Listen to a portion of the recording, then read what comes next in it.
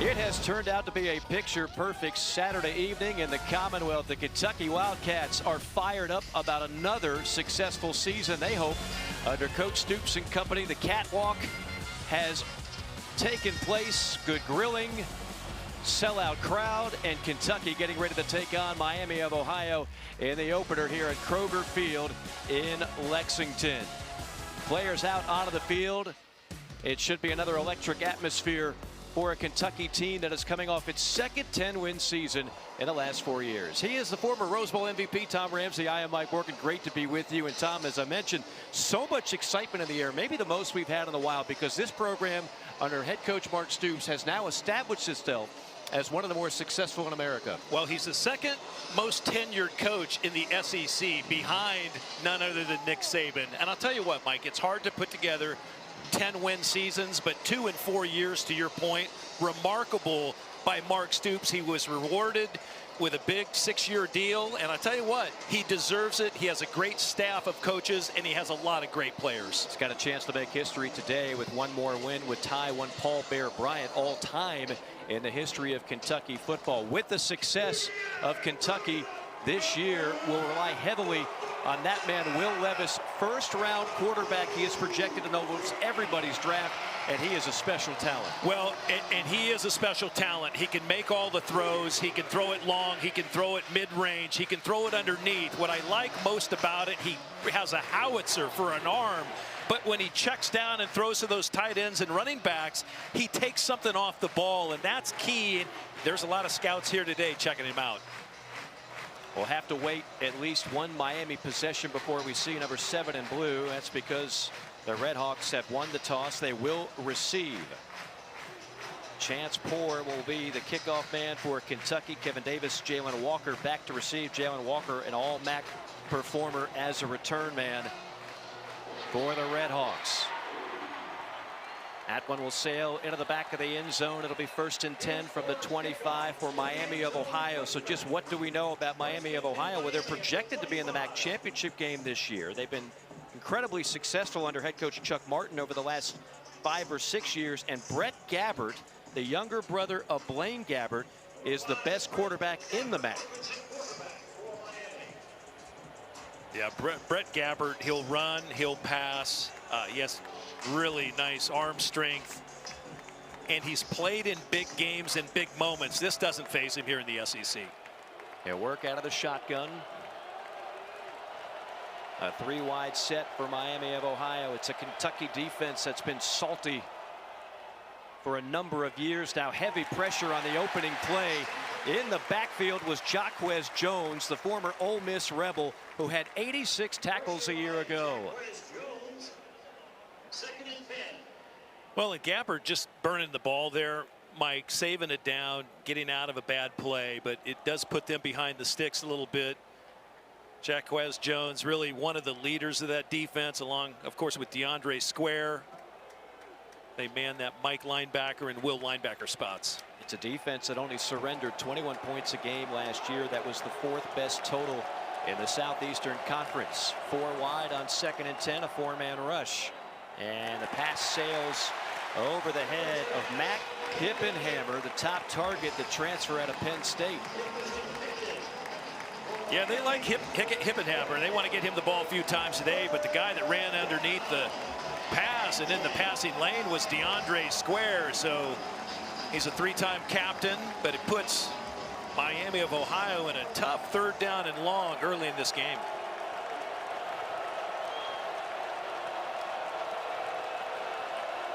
Third down and 10. Gabbert gets it from the pocket, fires a strike, completes it at the 36-yard line. That'll be 1st down yardage. That is Hippenhammer, and a gain of 12. Well, and one thing Brad White, the defensive coordinator for Kentucky, told us yesterday, he said, listen, Gabbert is not afraid to throw that long ball towards the sideline. I mean, that ball was in the air 25 yards, 30 yards. On a line, and that's just a great throw and catch, 1st down for the Redhawks. Gabbert can make all the throws, just like his brother, who was an All-American at Missouri, 1st-round draft pick, now with the Bucks. Brett was not as heavily recruited just because he's a shorter quarterback. That ball hit the ground, but did they rule him down? They said he was down. Oh, Miami will maintain possession. DeAndre Square in on another stop of Shelton. Yeah, Tyrese Shelton out all of last year, and yeah, he was on the ground before the ball came out, but that's just a great play. Nose for the football by Square. Square, who came in as a 17-year-old freshman out of Cass Tech High School in Detroit. He's finally filled out into that body. Three-time captain and an all-SEC performer. Another pass right on the button. It's Hippenhammer with his second grab. That'll go for 13 yards and a first down. Well, and Hippenhammer, you mentioned it, transfer in, and again, that long out route, and you put the field corner on an island, and Gabbert has enough strength to make it happen. They go tempo, quick throw underneath, complete again to Hippenhammer, who was a great baseball player at Penn State, starting shortstop before he decided to transfer to Miami of Ohio, and what a pickup he has been. Yeah, playing shortstop, you got to have great hands. Again, tempo, second down, quick toss, battling for extra yardage at the 40. That's beg your pardon, Miles Marshall, his first grab of the game. Well, watch number 5 ends up just fighting through the blockers here, comes and just nails the ball carrier. That's just great football by Square. If you didn't know any better, there's 3 DeAndre Squares on the field. He's been involved in almost every play so far. Yeah, 80 nice tackles and 3 sacks a year ago. That one interception was the biggest interception of the year for Kentucky. It helped clinch a Citrus Bowl victory over Iowa. On first down, fake the toss. Gabbert now will swing it out near side, and that is caught by Mosey, Keon Mosey, the sophomore out of Lee's Summit, Missouri. Yeah, and one player that Kentucky subbed into the game here, number 0, Deion Walker. And you mentioned where DeAndre Square went to high school. Well, there's another young lad that just came out of Cass High. True freshman, 6'6", 330. How about that, Mr. Morgan? Yeah, and they believe the sky is the limit for him. They liken him to a big dancing bear. He's got incredible agility for that size. On second down, nothing doing. Stacked up at the line of scrimmage, leading the charge was Alex Afari, the safety. Yeah, Afari comes up, fills very nicely in this defense where they expect that back end to make some tackles, and young Deion Walker, he was double teamed that time, so he ate up a potential blocker there, and Afari just coming in, making a nice hit. Take a look. When you're 6'6", 330, guess what? They know where you're at. They can find you, and they put 2 people, 2 hats come on you. 10th play of the drive coming up, but it'll come up after a timeout called by Miami of Ohio with 11:17 to play in the opening quarter, the opening drive. The Redhawks on the move against that Kentucky defense. They'll be facing a 3rd down and 5.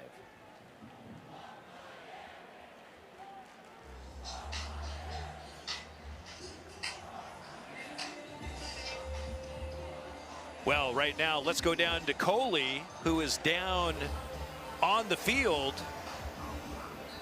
You know, guys, you're talking about DeAndre Square being so active so far in this game. He's one of 7 captains on this team. He is actually the 2nd player in team history to be named a captain for 3 straight years. The last player was defensive end Josh Paschal, who was drafted by the Lions this spring. And when I asked Square yesterday about that, he said he's so proud of that accomplishment. He also added that he has been a team captain on every level of every team he's ever played for.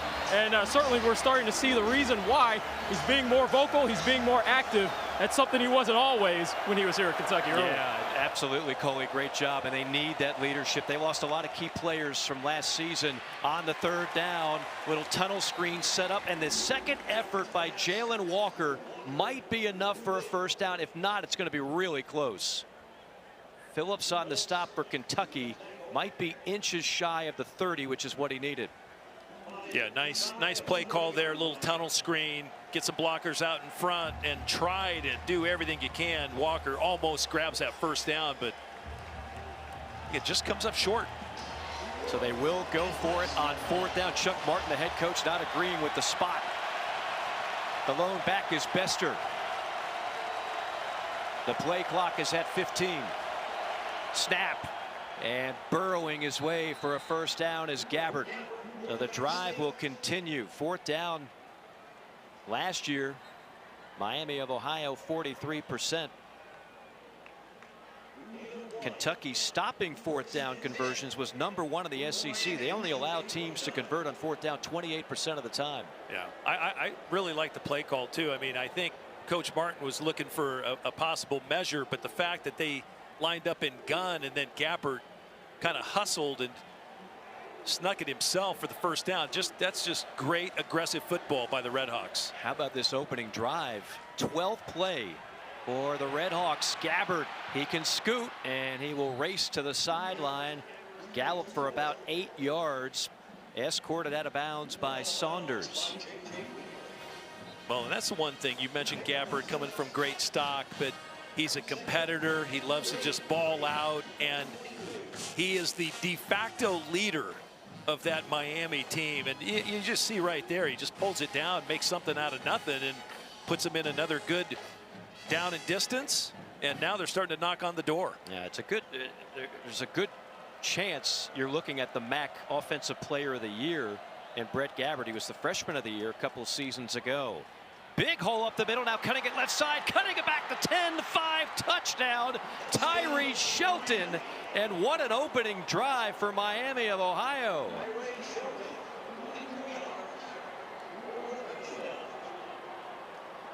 So Tyree Shelton, I'll tell you what, he got shot out of a cannon here, Mike. This is just a nice little roll play. He hits the hole going 100 miles an hour, and Shelton wastes no time putting the Redhawks on the board. I'll tell you, that is one heck of a drive. You come in to an SEC home field, game 1, and you put up 6 points on your first drive. Impressive. That is a statement drive for the boys from the MAC. 13 plays, 75 yards, 5:21 off the clock. Well, without question, number 9 takes it in for 6, and we got ourselves a ball game.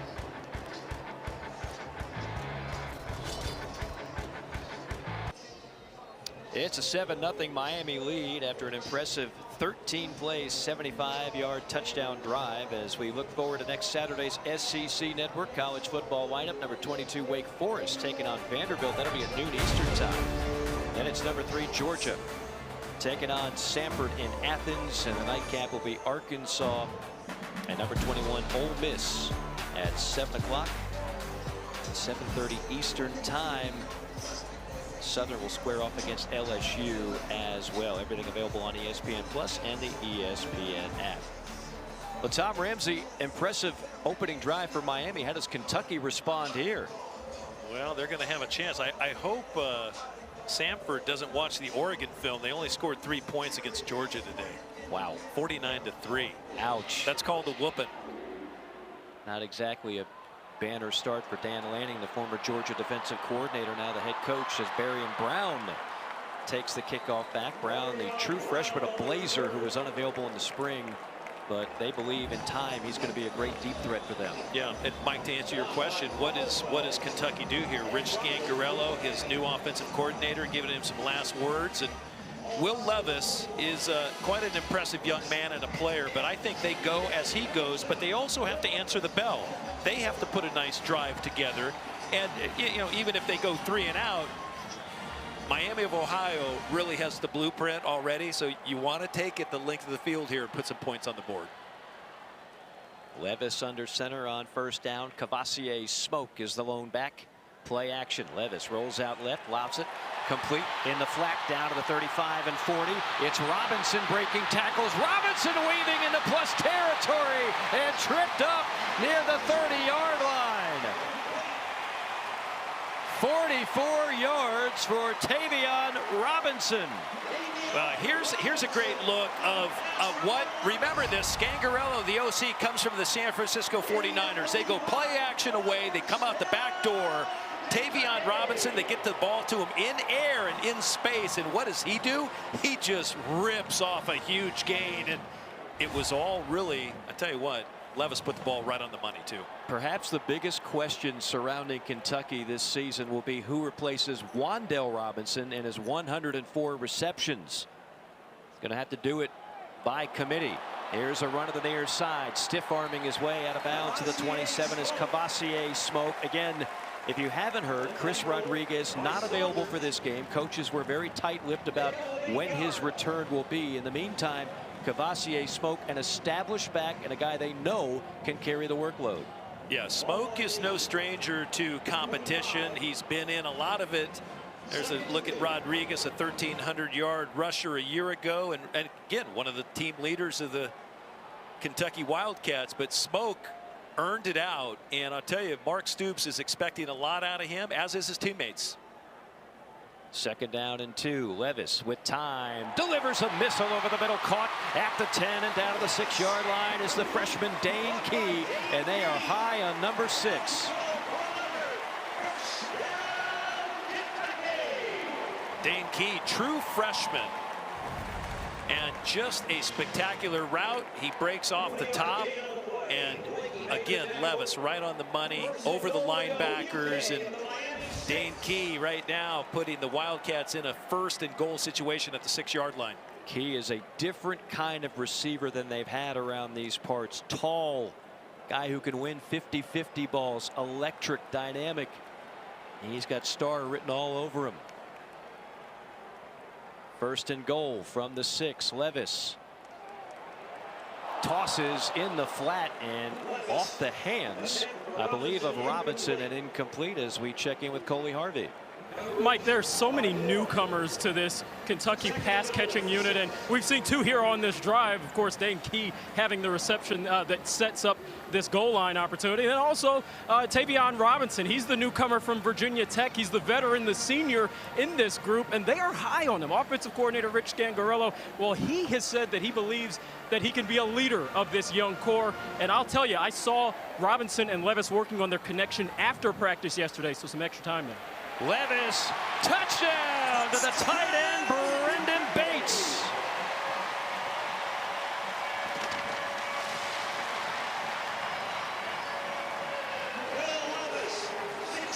Well, Brendan Bates, the senior out of Moeller High, out of Cincinnati, and again, Levis just able to put the ball between the 8 and the 0. Bates frees himself up, and it was again a nice play by formation, and ends up singling up the big tight end, and just an easy pitch and catch for a touchdown for the Cats. And what did they do? They answered the bell. Ruffalo on for the extra point. Bates, a senior tight end out of Cincinnati.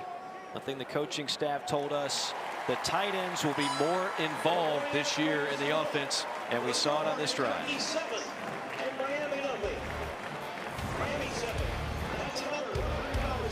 Yeah, Kentucky answering the bell, tying the game up 7-7. We have a ball game.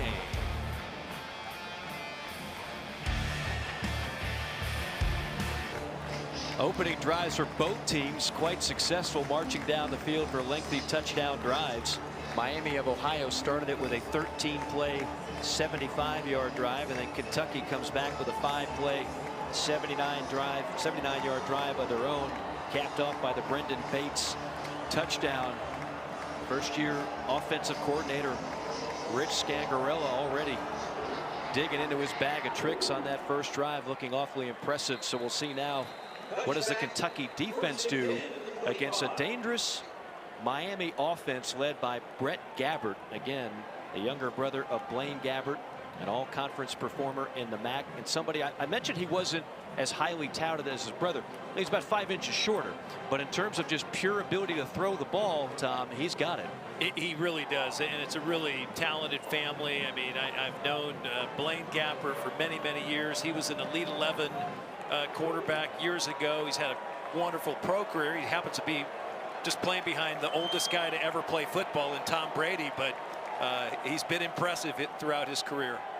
Gabbert on play action, flushed out, and missiles one complete. Again, threads the needle in coverage to the 38, and that is the all-MAC tight end Jack Coldiron for 13. Yeah, Coldiron, really a nice player, and you know, just tagging on Gabbert a little bit more, right? Over 2,650 yards a 60% thrower, 26 touchdowns a year ago, only 6 interceptions. And Mike, I agree with you. He's one of the leading candidates for all MAC. And boy, if you haven't had a chance to watch him play throughout his career, you're going to enjoy today. He's a guy that's just going to fight it out and make plays throughout the game. And he is battle tested. As Shelton gets the carry on first down. When I say battle tested, he's already played a game at Iowa. I know you're familiar with how rowdy that environment could be. At Cincinnati and at Ohio State. A lot of those games, a lot of those starts were as a freshman. So playing at an SEC school, he's not going to be intimidated. No, he's not. And he plays fearless, and that's what really Chuck Martin has put into place in his organization at Miami of Ohio. They've just done a great job. The staff has done a great job, and they're competitive every year. Shelton stays in at tailback on 2nd down and 6. Make it Kevin Davis now in the game. And Davis will get the carry, and he'll be stacked up. Drop for a loss. Jaquez Jones, 2nd time we've called his name, the middle linebacker, the former Ole Miss Rebel out of Tuscaloosa, Alabama. Well, if you watch SEC football, what do? They set the edge, and right there they do a great job of setting the edge. Jaquez Jones comes up and fills and just makes a nice play and a nice tackle. But you also have to credit, I believe, he's hiding off my board right now. I'm going to let you call this one. We'll get to that. It was Safari. Yep. There we go on 3rd down and 10. 4-man rush. Little swing route to the far side and blown up out of bounds at the 42. Well shy of the marker is Tyree Shelton. He picks up 5, but Miami will have to punt it away.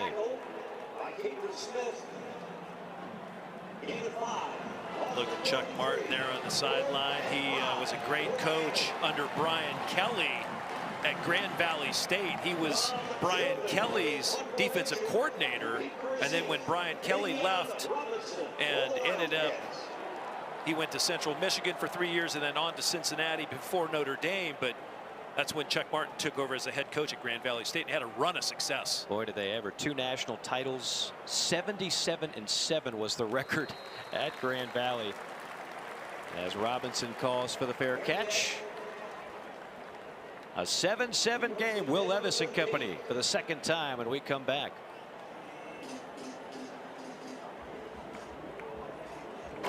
.529 to go, opening quarter, a 7-7 game. Both teams scoring on the opening drive. Sellout crowd here at Kroger Field. The fans so excited about football. This is always going to be a school known for its prominence in basketball. But Tom Ramsey, one thing that's always bugged me, when people talk as if it's mutually exclusive, you can't be great at both sports. Of course you can, and that's what Kentucky is trying to do and has been successful at on the football side with Mark Stoops. 2 10-win seasons in the last 4 years. They've dominated their in-state rival Louisville. They're winning bowl games. Life is good right now in the Bluegrass. Yeah, absolutely. I just think the way Mark Stoops has put together the program, built it, maintained it, got some great coaches. He lost a great coach or two, and he replaced them with exceptional coaches.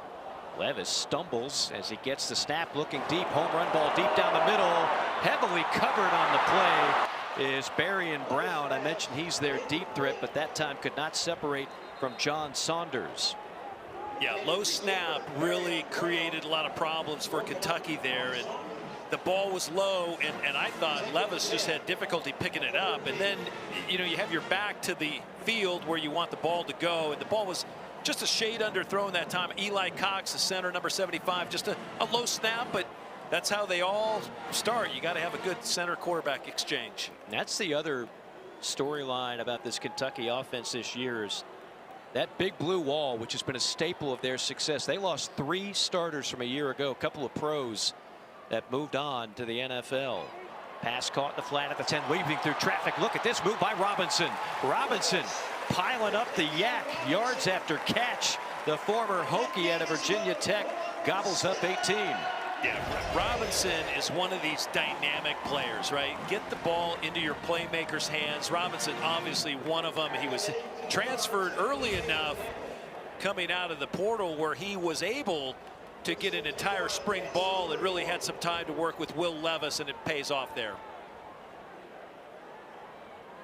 From the 31-yard line on the near hash, I formation for the Cats. Smoke dots it, and Smoke gets it between the tackles, rumbles forward to about the 34-yard line, tripped up by Salopek, the all-MAC linebacker.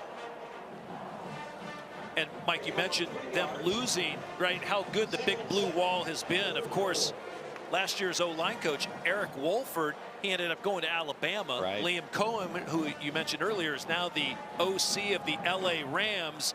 And they backfield the O-line coach now, of course, Zach Yenzer. He came from the 49ers as well with Scangarello and doing a great job. Yeah, 2 great pickups. Pitch play. There was a little bit of an alley, but Salopek trips up Smoke. Otherwise, that could have been a much bigger gain. It still goes for 6 yards and a first down. Kavosiey Smoke, you know, we were here back in April for the spring game, and Kavosiey Smoke was in the doghouse. There's no other way to put it. And when we asked Mark Stoops about it yesterday, he said, yeah, he has had to work hard. He's had to earn the trust of the staff and his teammates, but he's gotten back in the good graces, and they're going to need him now more than ever with the question marks surrounding Chris Rodriguez. And he has a top 5 name in college football. Oh, without question. Who doesn't like saying Kavosiey? Kavosiey Smoke. It's fantastic out of Central Casting. I mean, especially when you're in bourbon country. Yes. Right? I mean, golly. Offside, high contact, defense number 96. 5-yard penalty. Remains first down. That's on the defensive tackle, Kobe Hilton. Well, and I'll tell you, my friend, you have shown great hospitality. My first time in Lexington, Yes. Kentucky, taking me to the wonderful steakhouse of Jeff Ruby's. That's right. That was a treat unto itself. That was great. And had a nice crew dinner last night. I mean, You got to do Keeneland this morning. I went out to the Keeneland horse racing track. I have done what people do in Kentucky. There you go. That's a good introduction to Lexington, which has turned into a great football town amongst other things. Lowering the shoulder and staggering forward into plus territory. That's Ramon Jefferson, and he is the transfer from Sam Houston State. To quote Rich Scangarello, he is one rocked up dude. 5'10", 215. He ran for over 2,000 yards at the 1AA level. Helped lead Sam Houston State to a national championship 2 years ago. Yeah, he's low pad level guy. You say he just moved the pile a moment ago, and he has excellent leg strength, and expect a lot out of him today as well. And he gets the ball here, trying to get to the edge, far side, picks up a couple. That's how they described you at UCLA, right? Rocked up dude, Tom Ramsey. At one point of my life, yeah, rocked up dude would have, yeah, maybe like 3 days, maybe. Looks great on a business card. Yeah, exactly. Rocked up dude, cell phone, email. 2nd down and 7. The other rocked up dude, Will Levis. Yeah. You know, he reminds me of a young Troy Aikman. Right. I know Troy's name gets thrown around once in a while, but I'll tell you what, when he came out of UCLA, bona fide #1 pick in the NFL draft. Will Levis, kind of scary because he reminds me of Troy. Finds the tight end here. It's Jordan Dingle with his first catch, weaving his way past the 35 and down to the 33-yard line. Ertl brings him down for Miami, not before a gain of 11. And the reason I like Levis so much, he's so accurate. Watch him. He moves his eyes. He gets the ball right back to the tight end where it needs to go. Nice little tight end screen there. Again, freeing up your playmakers in space. And remember, Levis, there's a couple other really good quarterbacks this year. C.J. Stroud at Ohio State. Don't forget Bryce Young, Heisman Trophy winner at Alabama. All 3 players vying to be in the top 10 of the NFL draft next spring. 8th play of the drive. Levis out of the shotgun on 1st down. And the whistles and a penalty flag pre-snap.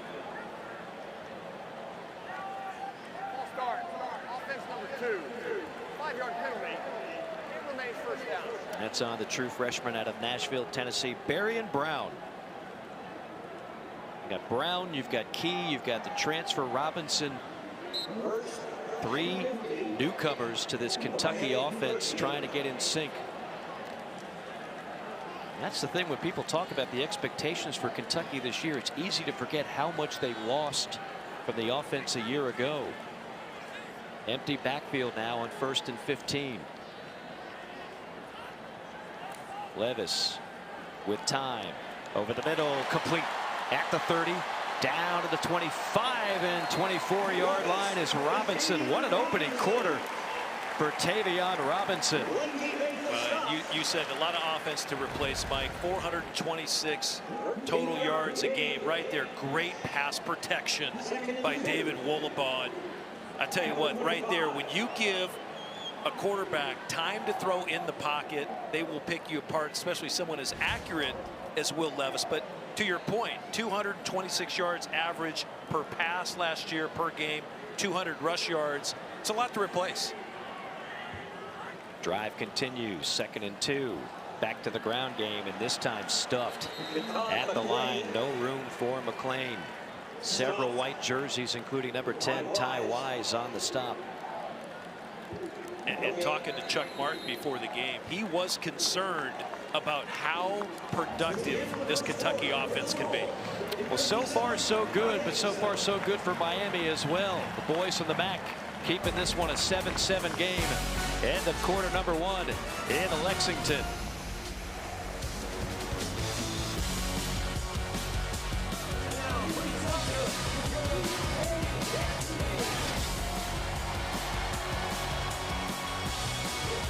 Mike Morgan, Tom Ramsey, great to be with you this Saturday night from Lexington, the season opener for Kentucky, taking on Miami of Ohio. Out of the MAC conference, projected to go to the MAC championship game. Kentucky picked 2nd in a talented Eastern Division in the SEC. 10th play of the drive, 3rd and short. Lone back is Smoke. Play action. Levis going to keep it himself. Levis lunging and is banged down to the turf at the 24-yard line. And there's the late flag. He took a shot. And the flag came in, and we'll see what this is all about. Again, that flash play action into the line and then boot out. Late hit, defense, 15. Half the distance to the goal. Automatic first down. That's on Salopek. And the Redhawks actually covered it pretty darn well, and then it made Levis turn up the field. He gets hit, and then that last forearm shiver across his back by Matt Salopek, that drew the flag. An obvious one at that. An obvious break for Kentucky. Sets up a first down now from the Miami 12-yard line. It wasn't vicious, but that was one of the old ones, like you play fumble in your front yard, and then the guy, the pile on. I never liked that guy. No. I was always the one getting hit late. 1st and 10. Levis inside handoff, and grinding to the 9-yard line is Smoke, tackled by Ryan McWood. Ryan McWood is kind of the Thornton Mellon of college football. His 7th year out of Grosse Pointe, Michigan. He got hurt on the 2nd play last year, the first game, a season-ending injury. Had a COVID year, so you add it all up, 7 years he's been putting on the pads. And you know what's crazy? I worked his very first game, and it was like a career high. He had like 14 Is tackles. that right? Yep. Levis over the middle. And a diving reception by Robinson, who has been his favorite target in this first half. That's 4 catches already for Robinson. Yeah, you can see where Robinson fits in this offense, and I think right now, again, another 3rd and short facing Kentucky. They can get a first down without scoring. Going on the field with a completed pass and a catch. Previous plays under review. And they're reviewing the last play to see if it was a completed catch and pass player or not. You and I had a good conversation down on the field before the game with some of the officiating crew, talking about some of the points of emphasis and things they're looking for. Getting rid of those cut blocks outside the tackle box, that's a point of emphasis. Yeah. I like that player safety has become paramount across the board in high school, college, pro football, as well as youth football. And taking a look at Robinson, it looks like he was able to lock onto it. I didn't really see the ball hit the ground, did you? I didn't either. See here, here's a little. It's a bobble. Okay, yeah. maybe there. Upon further review from that angle, Yeah. Sometimes it's all about the angle, and that second angle is the one that could overturn this reception. I believe they will mark that ball incomplete. That will come back. And the referees, the replay officials, have more looks than we do here. Even though we do have 10 cameras and our crew's doing a great job, they have a few additional cameras. And I think there was a point of the ball, the prolate spheroid, that touched the turf. That was an old Homer Smithism. So any of my UCLA brethren that are out there listening, they're like, prolate spheroid, really? He pulled that one out? Wow. I think I learned that in biology. Yeah. After further review, the pass has been ruled incomplete. Therefore, it will be the Kentucky ball on the Miami 10-yard line, 3rd down. It's our referee, Ken Williamson. Our replay official is Brian Thompson, and he's the one that was looking at all those angles, and looks like the right call. And when it's all said and done, so now it sets up a 3rd down and long.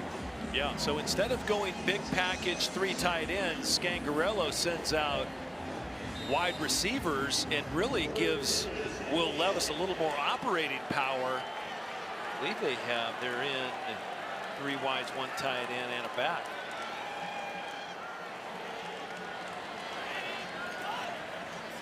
On 3rd and 8, Levis escapes one rusher, now going to tuck it and run, leaps at the 5, takes a wallop at the 4, and then has the presence of mind to lunge forward for a little extra real estate. It's still going to be short, but that is a tough run for any quarterback. Well, Will Levis is not going to be mistaken for a butterfly. Let's just say, even though he goes airborne here, he's still fighting for extra yards. That's just a great ultra competitor play right there. Great job by number 7. He was more of a battering ram quarterback at Penn State. Didn't throw the ball much at all when he came in. And that toughness is still there. They're going to go for it on 4th down and 1 from the Miami 4. Jefferson is the back deep in the eye, and Levis livid that they have to burn a timeout. Kentucky. Well, the play came in late. Play came in late. Play clock was winding down. Levis did the right thing. Don't lose a play that's real close to the goal line at 4th down. You'll have a shot. Calls a timeout. They can reload. No doubt about it. Hey, coming up next on the SEC Network, SEC football final is back. We got Dari Noka. We got Chris Doering. Ben Watson's back. And our newest addition, Takeo Spikes. Boy, was he a beast back in the day at Auburn in the NFL. That'll be at 10:30 Eastern time over on the SEC Network and the ESPN app. I tell you what, if ESPN and the SEC Net want to have a flag football team, I want those guys. That's a good one. I want Doering, Spikes, Ben Watson. Yeah. I want them on my team. Yeah.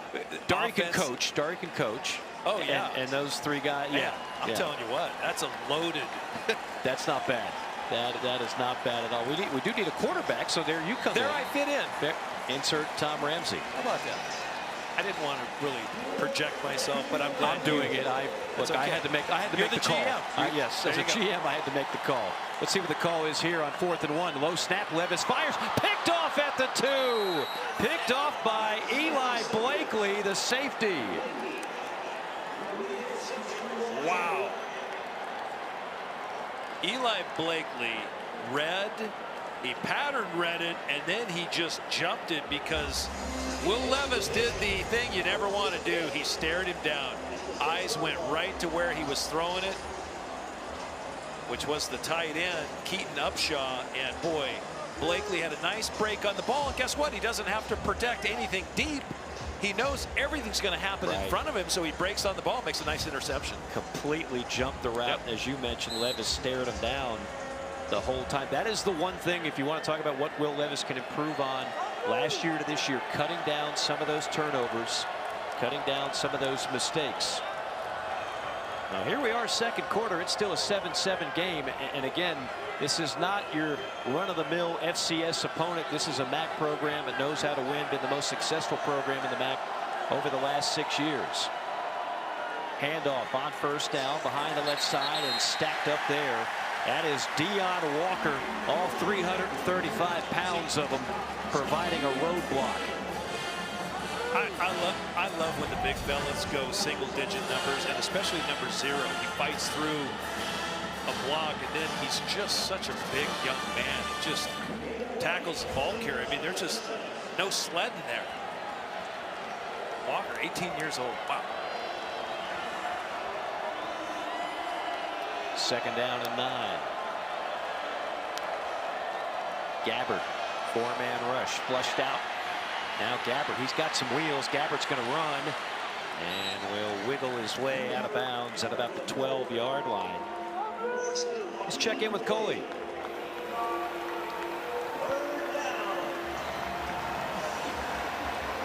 Guys, during the break there, the in-between series, I had a chance to listen to the coaches on the sideline for Kentucky's defense, and they were trying to keep their players loose even after the interception.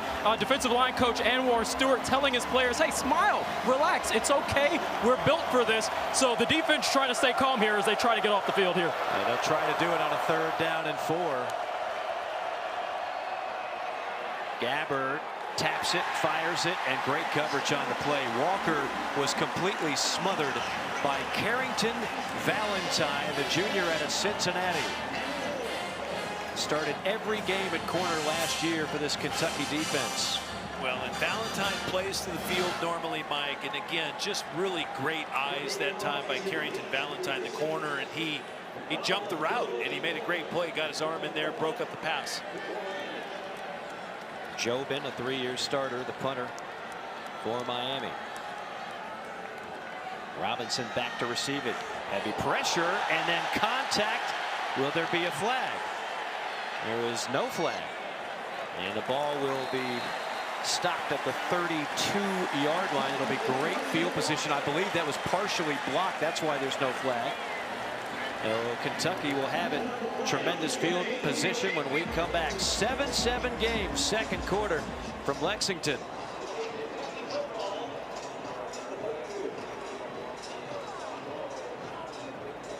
Much about Kentucky's offense and defense. Sometimes you need a big play from special teams. They just got it on that last punt. Well, and credit one of their playmakers, J.J. Weaver, coming from the inside, just barrels over the up blocker, and he got a hand, and then he just crushed the punter, but he got a hand on the ball, and therefore there is no roughing at all, but just a great play, and it does, to your point, Mike, set him up in great field position.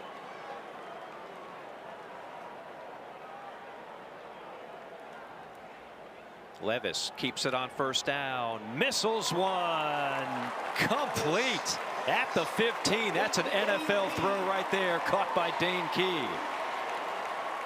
Yeah, Dane Key, the true freshman, again, just a nice break in, had a man in his face and was able to fire the ball around big number 0, Austin Ertl. And just take a look at Key come out of his break, runs a nice speed in. Great hand, eye, and body position for Key. 17 yards and a 1st down. Levis, handoff, Smoke. 2nd effort will pick up a couple, but not a whole lot of daylight for Kavosiey Smoke. Yeah, I know that Kentucky wants a little more really execution and finish in their run game because they're not getting enough push right now at the line of scrimmage. I got to tell you, Miami of Ohio doing a great job up front. They're playing hard-nosed football, and they want to keep Kentucky away from the end zone right now. Keep this really minimized in scoring, and they'll have a chance. They're playing awfully hard tonight. On 2nd down and 8. Levis, 5 in the pattern. Levis threw it, and it's right off the hands. He threw it to Isaiah Cummings. Isaiah Cummings, who's used as a fullback and tight end. Oh, he couldn't have been more open.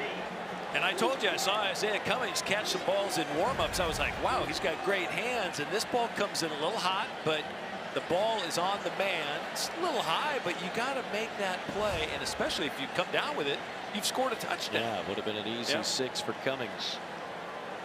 So now you've got a 3rd down and 8. Ball spotted at the 13-yard line. 7 of 12, 129 yards, 1 touchdown, 1 pick for Will Levis so far. And a big 3rd and 8 right here. Levis gets the snap. 4-man rush, pressure from the backside, and he goes down. Penalty flag drops behind him from the back judge. Ty Wise picks up the sack.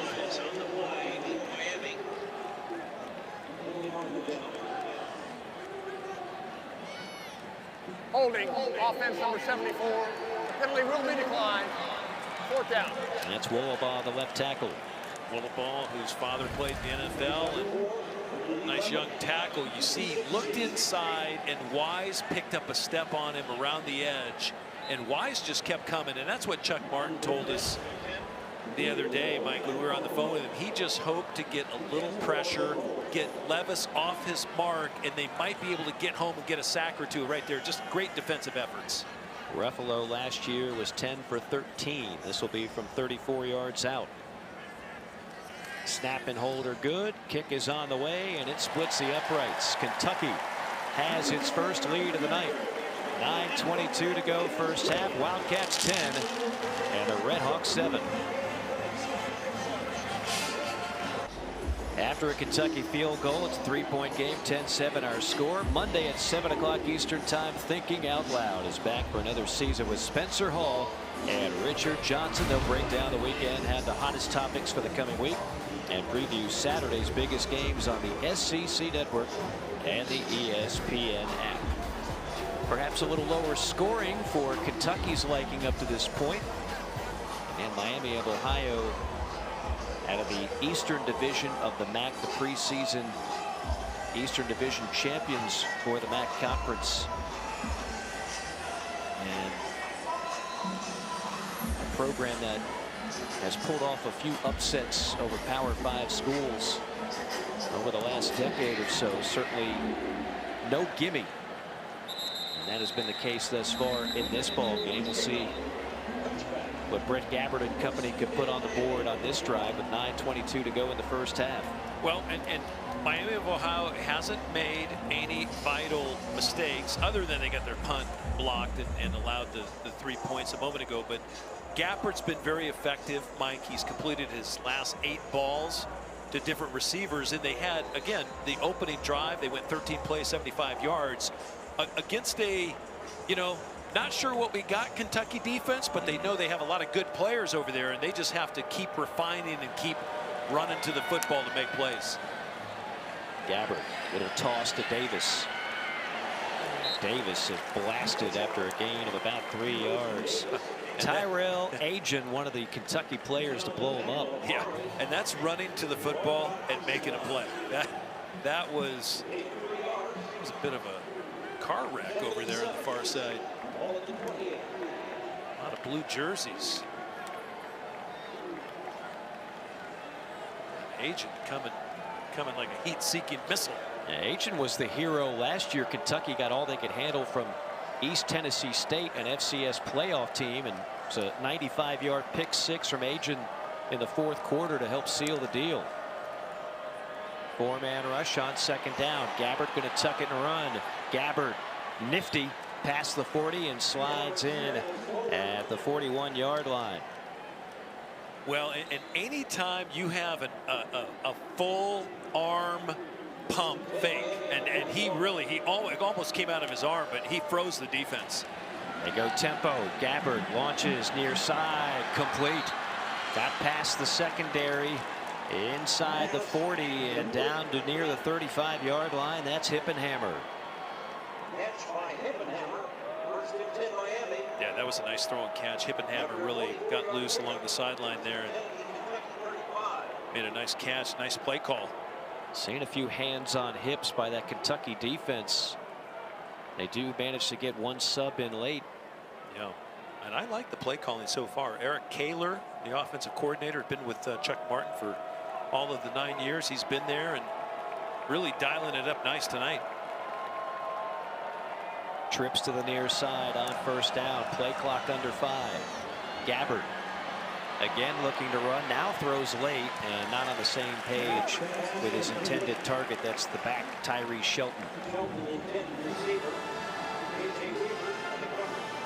Now we talked about DeAndre Square's leadership. This was a couple of plays ago. He is not happy with what he sees. Again, there's a lot of turnover from last year's defense, a lot of new starters, and he's making it known that he wants his guys lined up correctly. That's something that wouldn't have existed a year or two ago. Yeah, and he's really embraced that leadership role. And I mean, 3-time captain, for Kentucky. 244 career tackles coming into tonight's game. Second down. Gabbard nowhere to run and nowhere to hide. Brought down to the backfield by Jaquez Jones.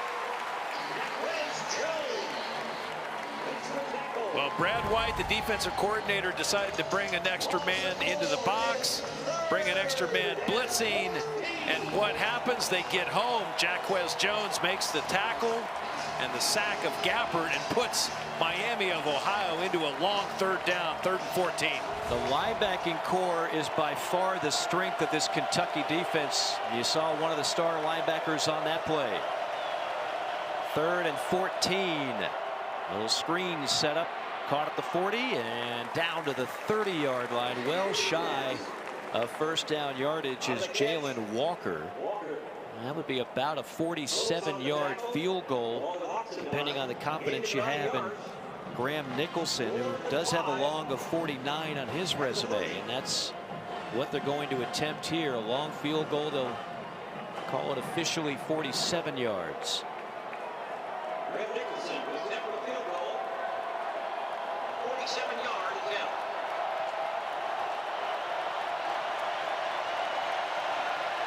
Nicholson to tie it. Nicholson has the leg, and he has 3 points for Miami. Impressive kick for Graham Nicholson, the sophomore from Cincinnati, and it's a 10-10 game with 6 and change to play in half number 1.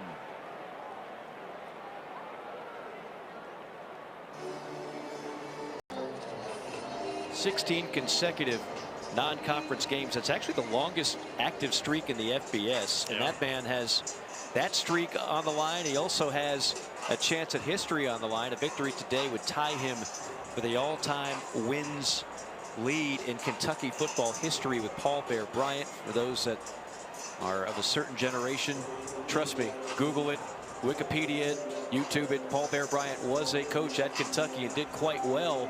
Won multiple SEC titles, as the story goes.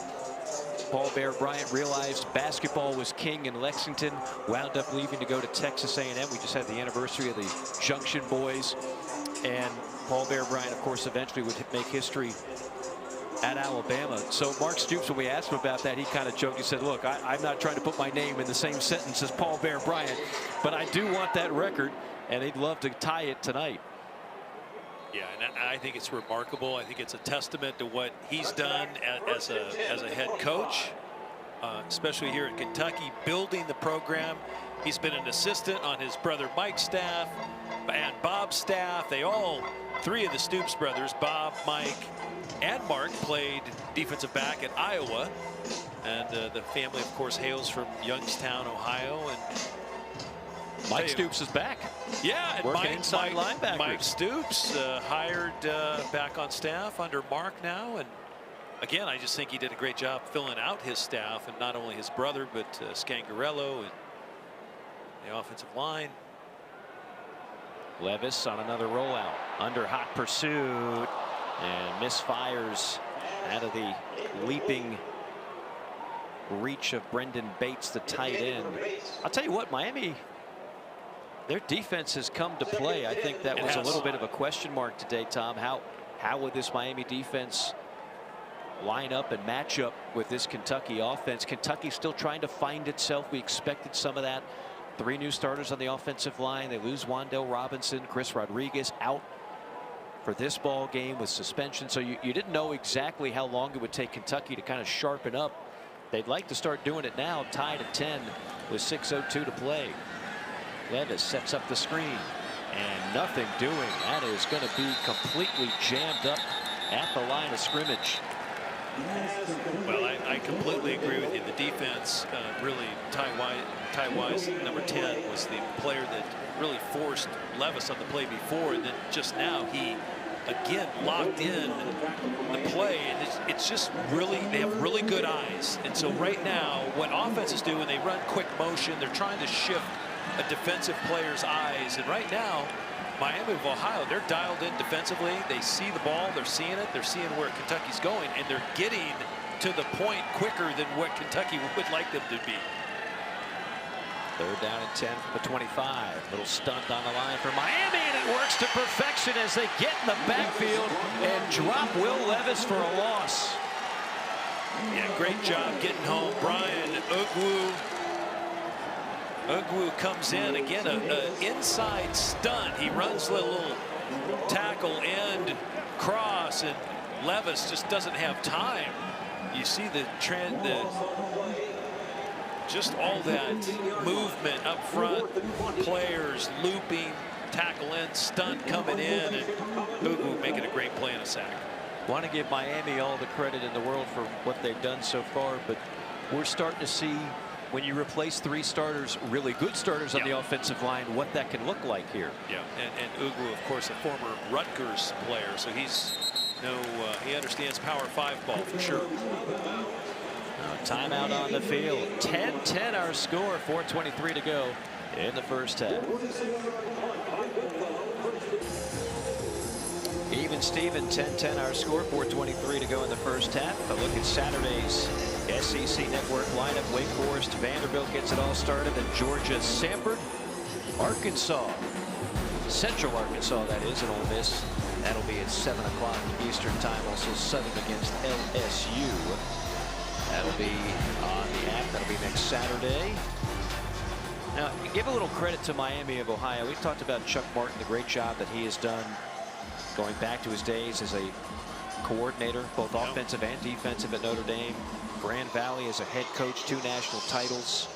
And what he's been able to do with Miami, the most successful program in the MAC overall in terms of winning percentage over the last 6 years. And that's a league that's been the most balanced. He brought up a great stat for us. They've had 10 different teams play in the MAC championship game over a 5-year span. So they don't have a true top heavy or a bottom feeder type system in the MAC. It's actually a very even Steven, because you don't have programs that have a huge advantage financially or any other way than the other. So it's extremely competitive, which makes the MAC very interesting. It is. They're recruiting the same pool of players, right? The incentives are kind of. They're not talking about NIL money at many of the MAC schools. No, I was going to say, I'm not sure exactly where the NIL. Maybe you can get some good, chicken wings in one area versus another. But and players are interested in that too. Let me tell you. Free food is free food. Some of us broadcasters like a good free meal from time to time. On 2nd down, Cold Iron with his 2nd reception. That goes for 4 yards. We'll see if the Kentucky defense can stiffen up here on 3rd down.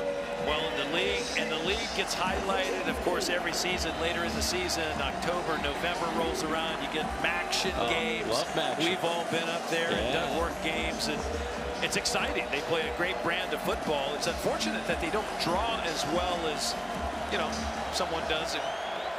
Similar to Kentucky, this is an electric atmosphere.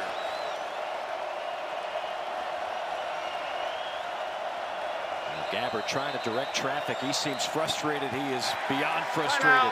Well, his players. 2nd timeout of the half. Yeah, his players didn't get lined up properly. They were unsure of where to line up. 2 players started moving at once, and then Gabbert knew they both had to stay and not move, so they didn't draw a penalty, and then it just became a cluster.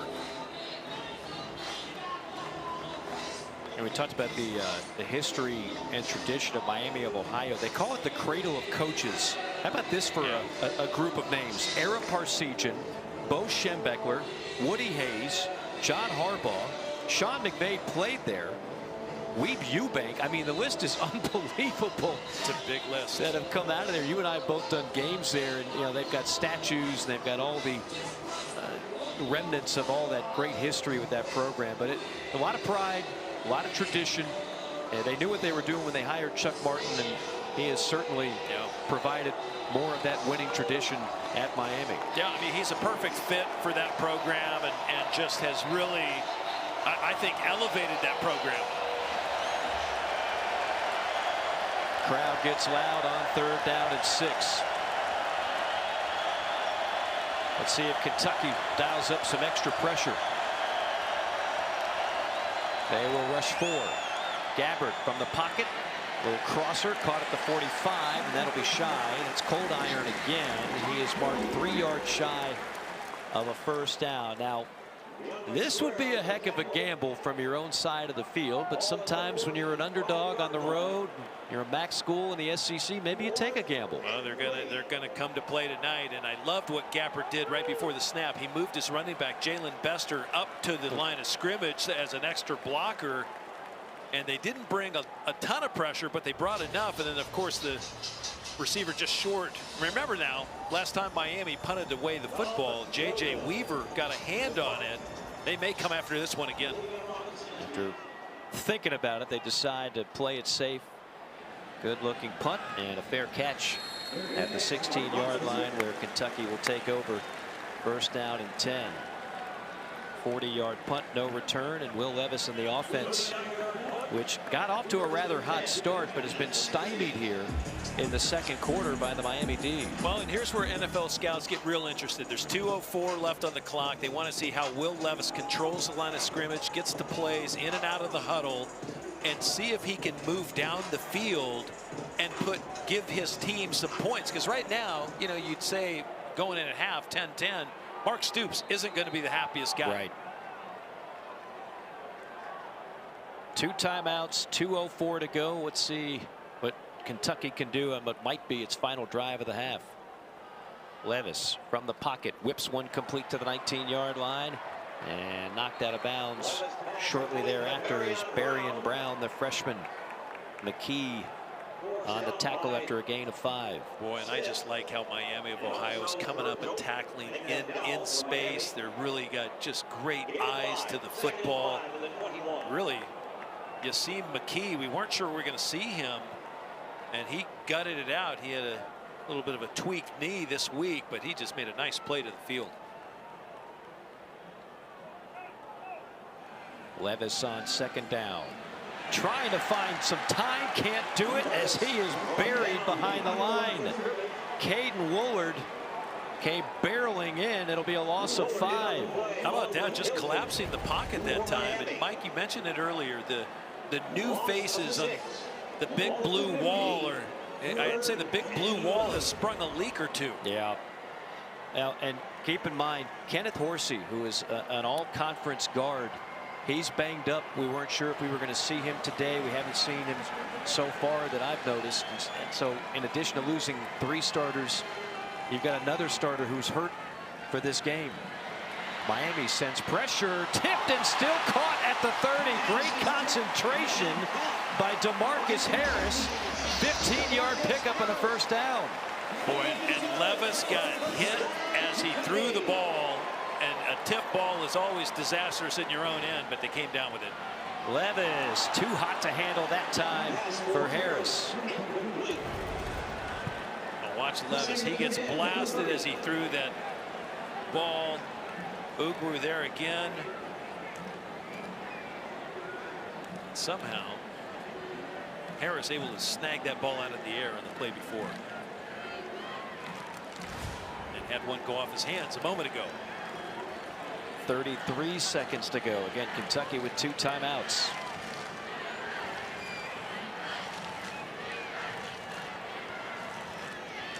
Four-man rush. Levis from the pocket. Coxon fires. Complete midfield, and here we go. Robinson. He has been the top target tonight. He continues to come up with big plays. That one's the biggest for 40 yards. Well, you know, where Will Levis shines is right now. You know, I say chips are maybe not down, but he needed a big throw right there. Finds Robinson cutting across the middle of the field. And Miami of Ohio had some great angles on him that time. And Robinson doing a great job picking him up as much as he can. Gets out of bounds and stops the clock at 24. Yeah, does stop the clock, so you preserve the 2 timeouts. 24 seconds to go. Levis goes underneath, complete 25, and out of bounds near the 20. That's Kavosiey Smoke. Well, and Mike, see how fast the ball comes out there. Levis is able to make a quick read, diagnose the defense, gets the ball to Smoke. Smoke's able to get up the field, gain 9 yards. Actually, gained 10. He got a first down. But that's just quick release. That's arm talent right there, and just his accuracy again right on the mark. And Kentucky will burn one of those timeouts here with 19 seconds to go. Timeout. Miami. Third and final fly out of the half. Don't forget, coming up at halftime, the live performance of the Wildcat Marching Band right here on the ESPN app. Kentucky trying to march to the end zone one last time in this first half. Kentucky's offense came out hot the first quarter, but has since been cooled off in the second. An interception in the red zone thrown by Levis has helped Miami keep this a tie ball game. Yeah, that was a crucial mistake down in the red zone by Levis, trying to get the ball to his tight end. And Keaton Upshaw, they just had a great pattern read, made an interception. But right now, you know, you figure with one timeout remaining, you have a chance at 3 plays here, I think. You may only get 2, but you might want to take a shot here. You got single up top to the wide side, and might have a chance to take one. Why not take a look? They'll run it. And that'll take it to the 13. That's McLean. Woolward on the tackle, but then you got to burn your final timeout. Yeah, I think you missed a play there. You know, now that you really. Timeout. Kentucky. Second timeout. Here's the theory. Let me just correct that second timeout. They do have 1 left. Oh, they have 1. Okay. Yeah. Well, then. I thought they'd called one earlier in the drive. They did. I thought they did too. Yeah, but apparently not. Apparently they've got 1 left. So that kind of changes your strategy here. Otherwise, so you wouldn't run in that situation. They didn't have to burn a timeout because Smoke went out of bounds. Correct. So Correct. They had a first. The clock stopped. We both looked at each other because I thought it was a timeout as well. Too, yeah. So okay, good clock management here. So in that case, you can understand you run the ball even if you end up short. That's okay. You can't take your timeouts to the locker room. Yeah. So you still have 1 left. Yeah. You got 14 seconds. Well, they can take 2 shots at the end zone now and still be able to set up for a field goal. Right. So I'd take a shot here. I wonder if we might see a tight end here. Upshaw's at the top of the formation. 2nd and 4. Levis looks right, pressured, throws it, somehow gets it out in the flat far side, and knocked out of bounds at around the 7 is Robinson. I mean, Levis had Ty Wise all over him and still threw it to the far side. That was crazy. That is a crazy play by Levis, because he's getting hammered and somehow knows where his outlet is, jumps in the air and has enough arm strength, gets it out in space, and Robinson just makes just a baller play. Gets up the field, gets the first down, and gets out of bounds. Now you've got 1st and goal, 6 seconds to go. Levis, 3 wide formation. McLean to his left. Gets the snap, looking over the middle, taps it, fires it, and then throws it away. Nobody open. And by doing that, you get 1 more play. But if you know anything about Mark Stoops, he's not a huge gambler. You take the points here. Listen, I thought Will Levis did a great job. If you don't have a guy wide open on that last play, you throw it up into 3rd row. That's exactly what Levis did. He knows he could burn it. You have a couple seconds, you get your field goal team out, and hopefully you end up with a 3-point lead going into halftime. We've seen a couple of classic cases inside the red zone where last year it's going to Wandell. I mean, that's your security blanket. And this year, I think Will Levis is still trying to figure out who's his top guy to go to in these spots. Top guy for the field goal is Matt Ruffalo, and he takes care of business. That'll be the final play of the half, and Kentucky has the lead for the 2nd time tonight. 13-10, rather low scoring first half. Miami from the MAC keeping things tight. A 10-play, 77-yard drive. 1:50 off the clock, and capped off by the 25-yard field goal from Matt Ruffalo. Let's send it down to the field. Coley Hart. Coach, your team just marched downfield there on that last drive. What'd you see from your offense? Well, we've just been too consistent. The balance looking for, not success in the run game, and we got beat up. You know, just guys getting beat up front. We got to protect better. No, protect. Well, just done. Be a little bit more firm and communicate and understand where the help is, and just not very clean right now front there. The move the ball at times. Thank you. Coley, thank you much. 13-10, our score at the half. Kentucky leading Miami. Beautiful night in Lexington. The opener, the Wildcats trying to win another one and go to 1-0 on the young season.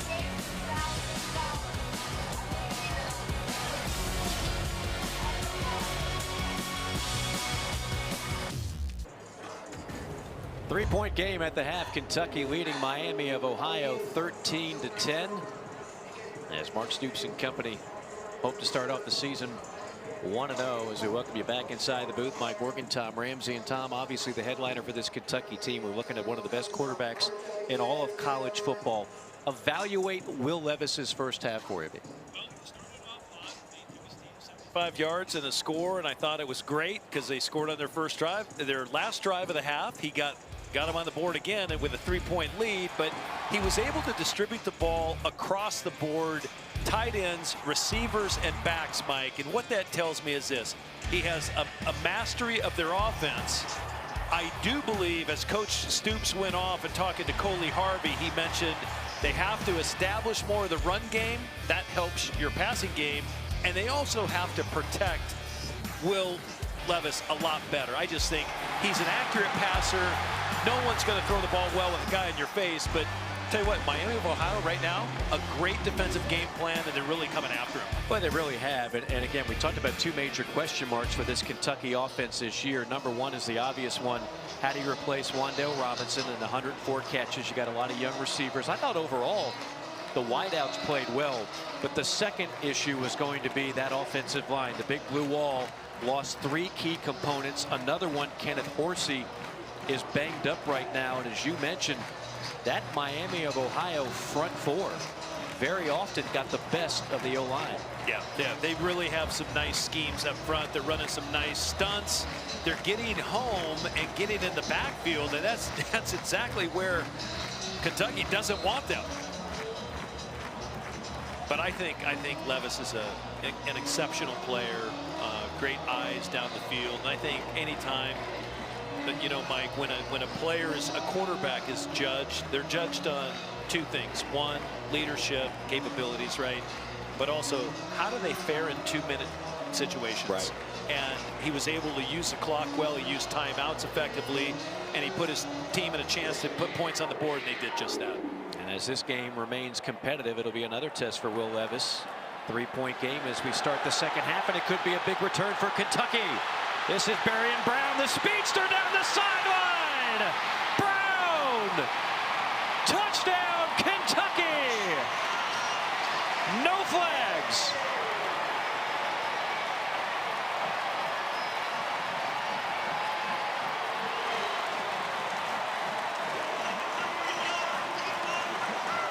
...100-yard kickoff return.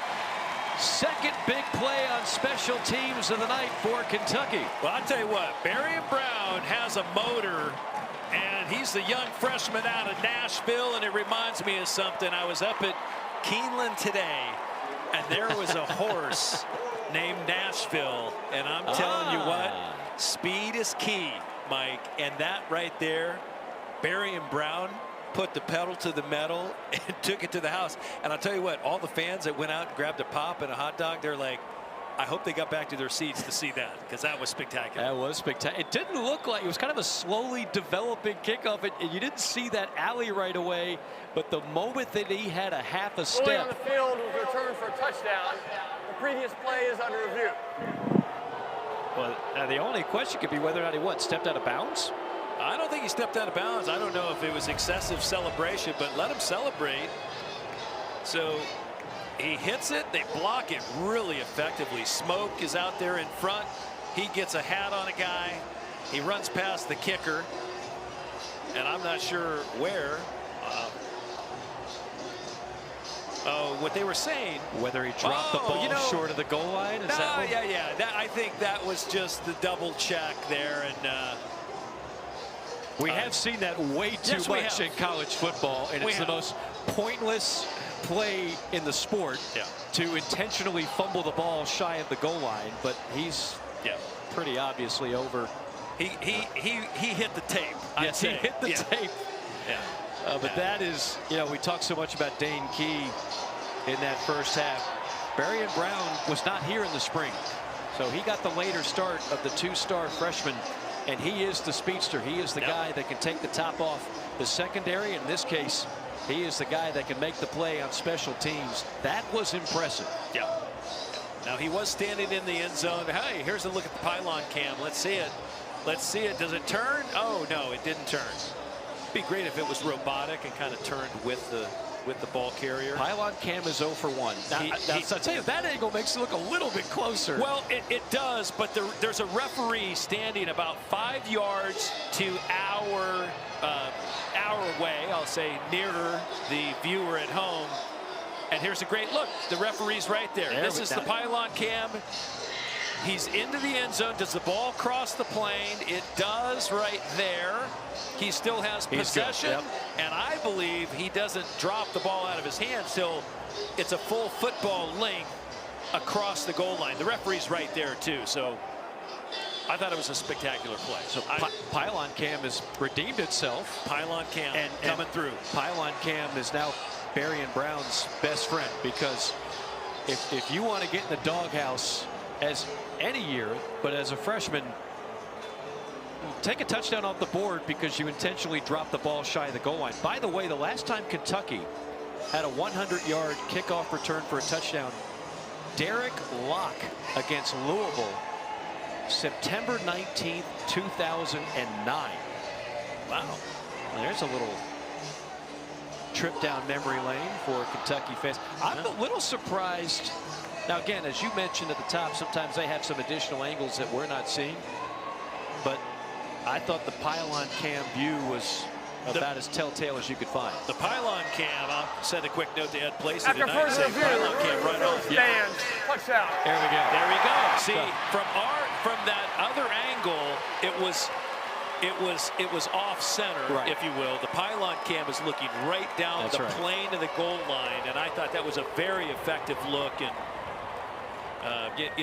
that's what they do. I think it's great to double check things. I think Barion Brown will probably get a little talking to, I'm sure, maybe in film study. Oh, hey, I think it'll come up. Yeah. Take 2 more steps in and celebrate. You don't want to have to rely on pylon cam. That's right. To confirm a 100-yard touchdown. Ruffalo hammers home the extra point. Kentucky has its largest lead. Now, like I said, when he catches this ball, it's on the near side, and it doesn't look like your typical 100-yard alley. But watch him weave his way, find the daylight, and again, once he gets a half a step, goodbye. Yeah, they just had it set up. It looked like it was going to be a middle return, and then the way they blocked it, they had a side door that if it opens up, he can hit that lane, and that's exactly, or a crease, and that's exactly what he did. And when you're hitting it full speed, that's a difference maker right there. You saw one of the assistant coaches telling Barion Brown, hey, look, nice job, young man. Next time, don't make it close. Yeah, they pinned some of the key kickoff people inside, and that's what it created the lane. It was very nicely blocked from a special teams point of view, and Brown just took advantage of great blocking and hit it going full speed. Oh, a nice 13-second touchdown return to start things off in the second half, and that gives Kentucky fans something to cheer about. I'll bet you Coley Harvey has something to cheer about downstairs as well. Coley? Well, I don't know about me, but I know that the Wildcats certainly have something to cheer about. In fact, during the replay review, while it was going on, there was a lot of holding of breath, so to speak, a lot of anxiety, quiet. hushed tones until all of a sudden the replay showed up on the video board and all the teammates around Barion Brown, that's when they celebrated. They gave him high fives, gave him hugs, but they were a little nervous until they saw that replay because they wanted to make sure that it did confirm that he was across the end zone. I don't blame him for being nervous, because that was not your typical 20, 30-second review where it's obvious that the call is going to stand. They took a little time, made sure they got it right. Pylon Cam gets the assist for Barion Brown to save that touchdown. Yep. Yeah, and special teams have shown up big tonight for Kentucky. Of course, J.J. Weaver had a block punt in the first half and created a short field for Kentucky. And then, of course, and they got 3 points out of that series. And then, of course, the kickoff return by Brown, just spectacular. Well, now we'll see how Miami responds. First time they've been down 2 scores in this game. Brett Gabbert, very good first half. On second down, handoff. Second effort, third effort, and now breaking free. Fumble! Scooped up by Kentucky! It's Smith! And he's tripped up inside the 5. Smith forced it. And Agin returned it. Agin with the force, and he came up and, I mean, rocked the ball carrier. Watch this, number 6. Squirts out, and then the ball is picked out of midair. Keydron Smith, he's the field corner and just makes a heads-up play. Watch, great pursuit this time. They almost have him locked up. Bester does a great job getting away, but then the ball's just driven out. Agin does a great job getting a hand on it.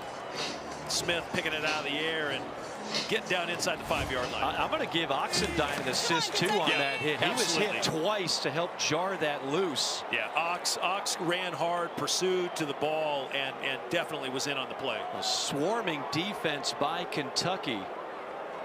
Keep this in mind, Kentucky last year somehow won 10 games with a -11 turnover margin, which is almost impossible to do.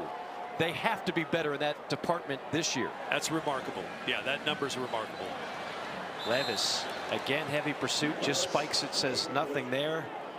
No reason to try and get something that is not there. Yep. Yeah, just a good, you got to burn a play sometimes and play for the next down. And Levis had nothing there. They just had great eyes to the football, to the field that time. And credit the defense. They win some on occasion. Kentucky has a chance to break this game open now. 2nd and goal, up by 10.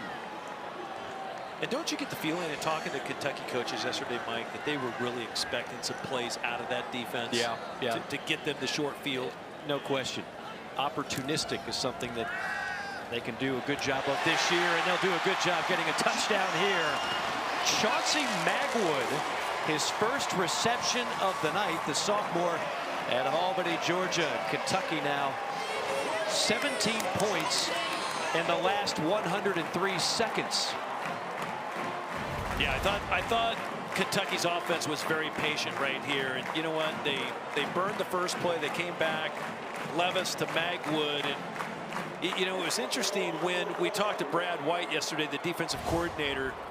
He wanted to know who elevates their game, right? And you had said it in the first half, Mike. Their core of their defense is their linebackers. They're awfully good players, but they didn't know about the defensive line. They didn't know about the defensive backs. And boy, the defensive backs came up big then. They've come through so far in this game. And how about the defense to get things started on that last drive for Miami of Ohio? There is the hit forced by Agin. And there is the return down the sideline by Smith. And then the touchdown. First grab of the night for Chauncey Magwood.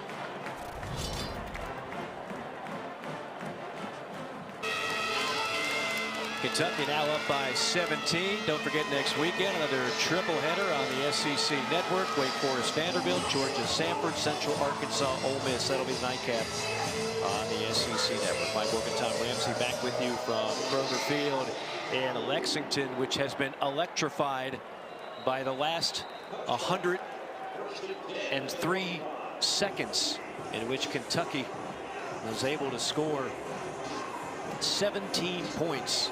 There we go. 100. Let's do the math on this. It's 102, right? Yeah, 102. I think. I usually say 62. I do too. Bob is making me do math, and I don't want to do math tonight, Bob. It's always a math problem. It's more impressive when you do it in 62, which is what they've done. Yes. The defense has come alive here for Kentucky, as has the special teams, and now maybe it's Miami starting to feel the pressure. They were playing awfully loose in that first half. Things were going well, and now they're down. Well, now let's talk about this just for a moment. I look ahead. I know that Kentucky and the coaches don't look ahead, and the players. I look ahead. They have Florida at the Swamp next week. Yeah. And it's a huge SEC matchup. Billy Napier, the new head coach at Florida, they don't know exactly what they have. Nice run to the outside, still churning those legs, picking up a first down as Shelton before Valentine brings him down as we check in with Coley.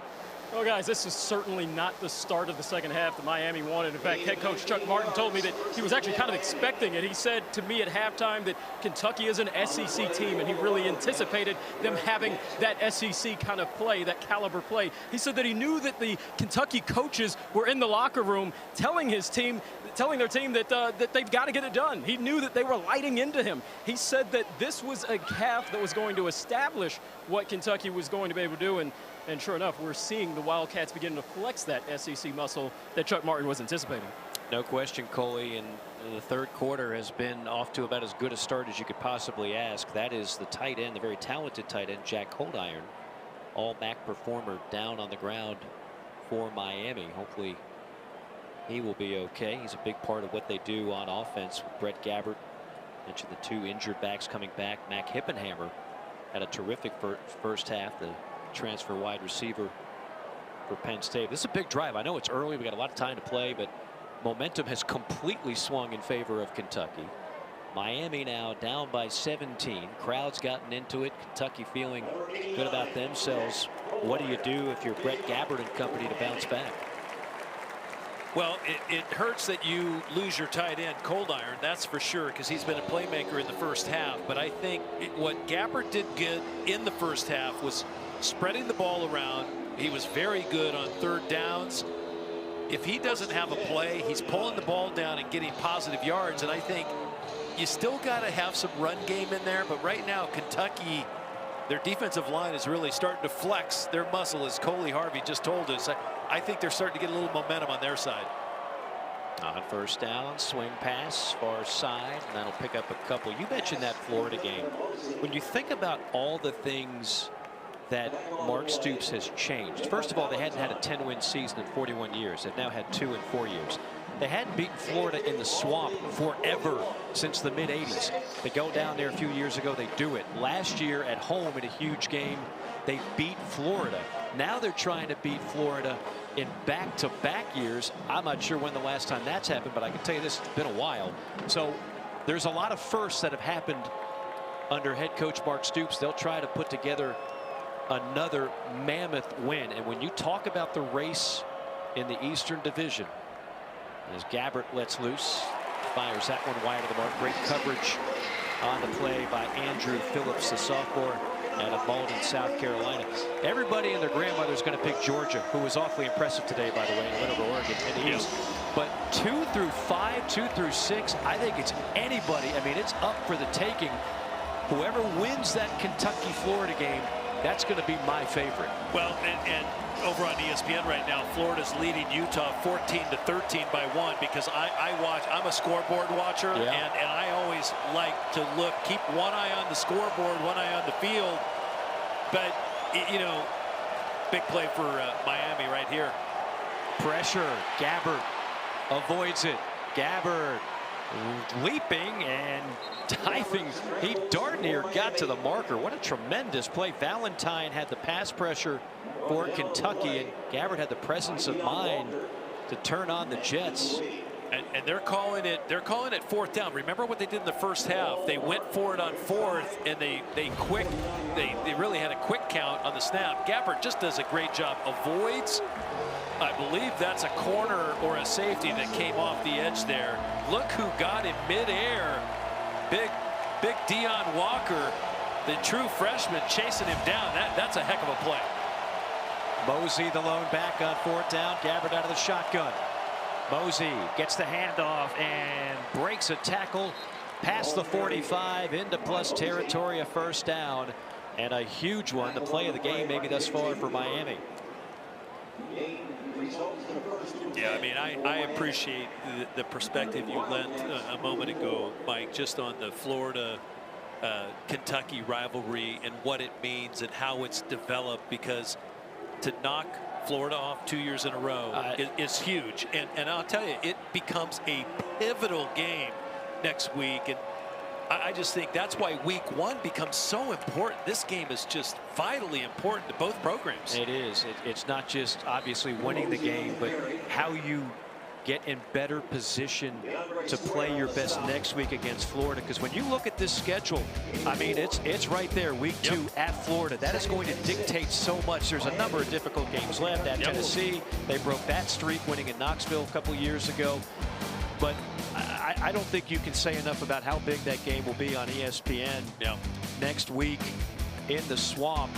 And what Mark Stoops has done, he's changed the hierarchy in the Eastern Division, because nobody ever thought about Kentucky in the top 2 or 3. Now all of a sudden people are projecting Kentucky second place in the East. Well, and part of the reason is you have a stout defense, you got really good coaching. Brad White, the DC, I think is going to eventually be a head coach in the very near future. That's just my professional opinion. And then you have what could be arguably the first pick in the NFL draft in Will Levis, who, if he continues to just elevate his game, he will be the de facto #1. And I say it now, week 1, I have no bones about it.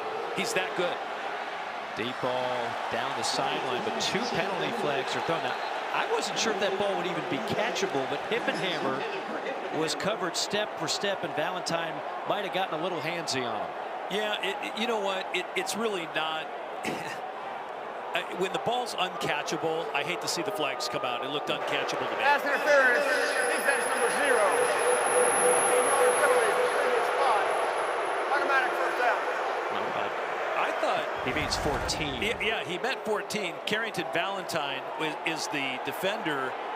Gives him a push. That is as good a coverage as you can get without a flag. That's just not a good call. Yeah, I don't think. Here I am defending a defender again. You've really changed. I know. You've really changed. You have. I think, if anything, Hippenhammer was the more aggressive of the 2 on that route. So a break for Miami. Yep. Keeps the drive going here. 1st and 10 from the 25 of Kentucky.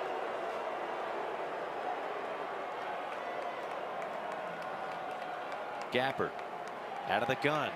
Steps up, rifles one complete at the 10.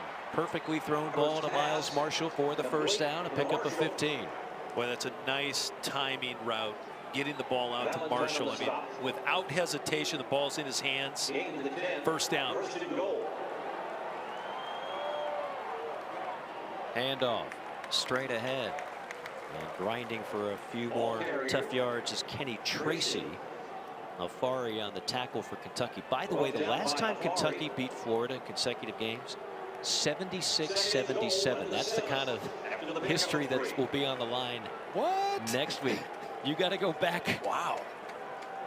I mean, you were sporting bell bottoms in 76-77, right? Weren't you? Well, from my crib, I was. Yes. Okay. I'm going to remember that one, Morgan. All right, Captain. All right, Captain. 2nd down and goal. Gabbert, play action over the middle. No contact there, and there is the flag. This one might be a little more legitimate than the last one. I got to tell you, that time Kentucky brought pressure. They were all over Gabbert. Somehow he got the ball off. Keaton Wade true freshman, I believe, was the one that sprung free and was in Gappert's face. There are 2 fouls on the play. Pass interference, defense number 14, illegal formation, offense, 4 players from backfield. Those fouls are offset, replayed it out.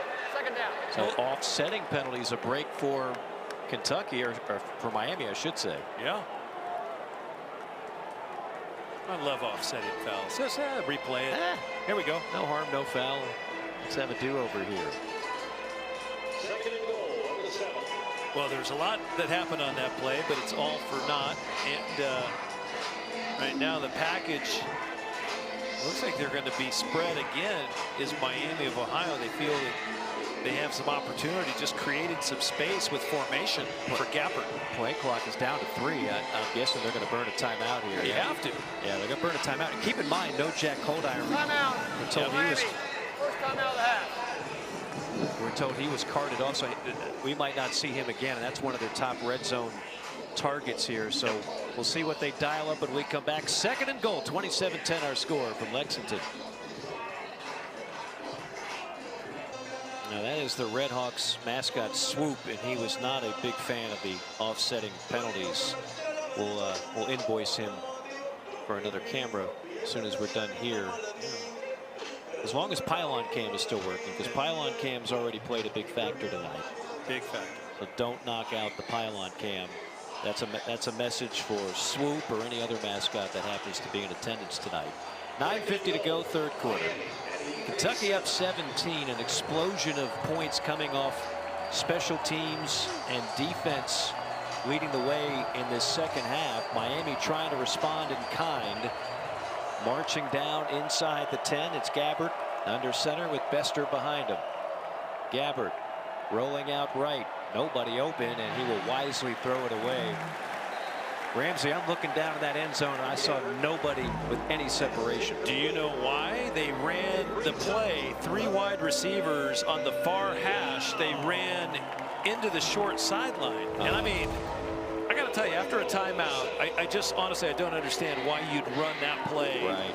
And just you got 18 people over there. Well, actually less, but they just do a great job. They had men downfield, so had it been complete, it would have been illegal man downfield too. So that it was just a disaster play by the Red Hawks. Well, and the disaster will continue. Offense number 75.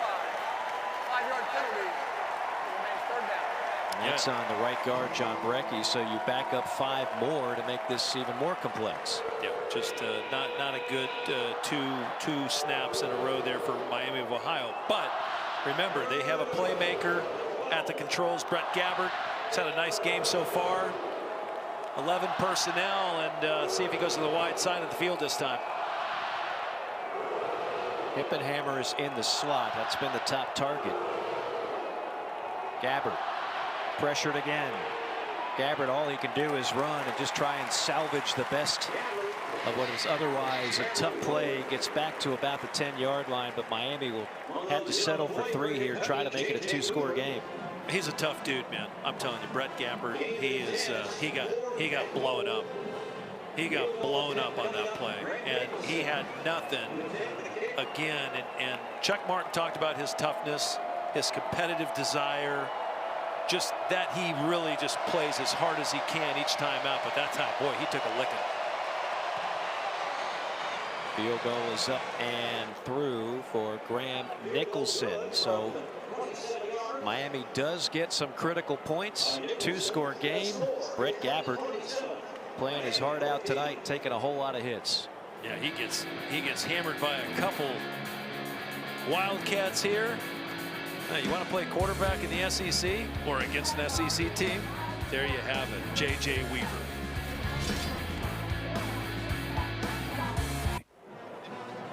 (27-13) Kentucky on top of Miami of Ohio with 9:04 to go in the third quarter. The Kentucky Wildcats trying to keep their streak alive of winning season openers, and also the longest active streak in all of FBS of non-conference victories. They've been terrific in that regard. As we talked about with Mark Stoops, they don't blow a lot of people out. Like, they don't get a ton of style points. So the fact that this game has been competitive. Shouldn't surprise many for two reasons. Number one, give credit to Miami of Ohio. It's a team that knows how to win, projected to do good things in the MAC this year. And number two, Kentucky's still trying to figure some things out, both sides of the ball, and that's kind of the game we expected. That's what we've seen. You take away that special teams touchdown, this will be a 7-point game. Yeah, that's a good point. You know, I think the one thing that benefits them, they have 8 home games this year. So you would think that the crowd, and they have a really nice crowd here tonight. They sold a ton of tickets. The sports information group from Kentucky couldn't have been more informational, and you said they're one of the tops. Susan Lax, Tony Neely, give them props. They do as good a job as any sports information group in the country, and we see a lot of them over the course of the years. Yeah, they did a great job, and appreciation for that. But you know, sometimes when you're in the SEC, you're going to have hard-fought battles week in, week out, which leads to, you know, if you got a good defensive struggle, you're going to have a low-scoring game. Right. You got players on both sides. Another player down, and he's had a great game tonight. Ty Wise, number 10. Yeah, he's been in the backfield a bunch for this Miami defense. You hope it's just a cramp at this point. The temperature game time was 77. We were supposed to have rain much of the day. We've actually dodged bullets there, but it's still kind of muggy. It's still kind of your typical southeastern heat this time of year, and so a lot of times, particularly in week 1, fourth quarter rolls around, third quarter, you see some cramping going on.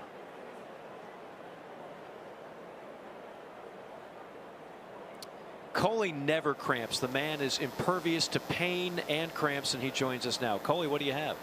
Well, guys, we're just talking about how muggy it's getting, and it has gotten muggier throughout this second half. It's gotten a little cooler, I will say, but the humidity is certainly high. I will point out on Miami's sideline, you had Sam Vaughn, who had a left knee injury. He has been taken in for further evaluation. Then the tight end, Jack Holdiron, was carted off from the sideline with what appeared to be a left ankle injury. They were working on that for him, but that's what we got right now. Coley, great stuff, and obviously Holdiron's a big loss for that Miami offense. And that's a good sign that Wise is up and moving rather well. They're going to need him defensively. Obviously, Miami's going to need some stops if they're going to have a chance of winning this game. He'll head to the locker room now, get tended to.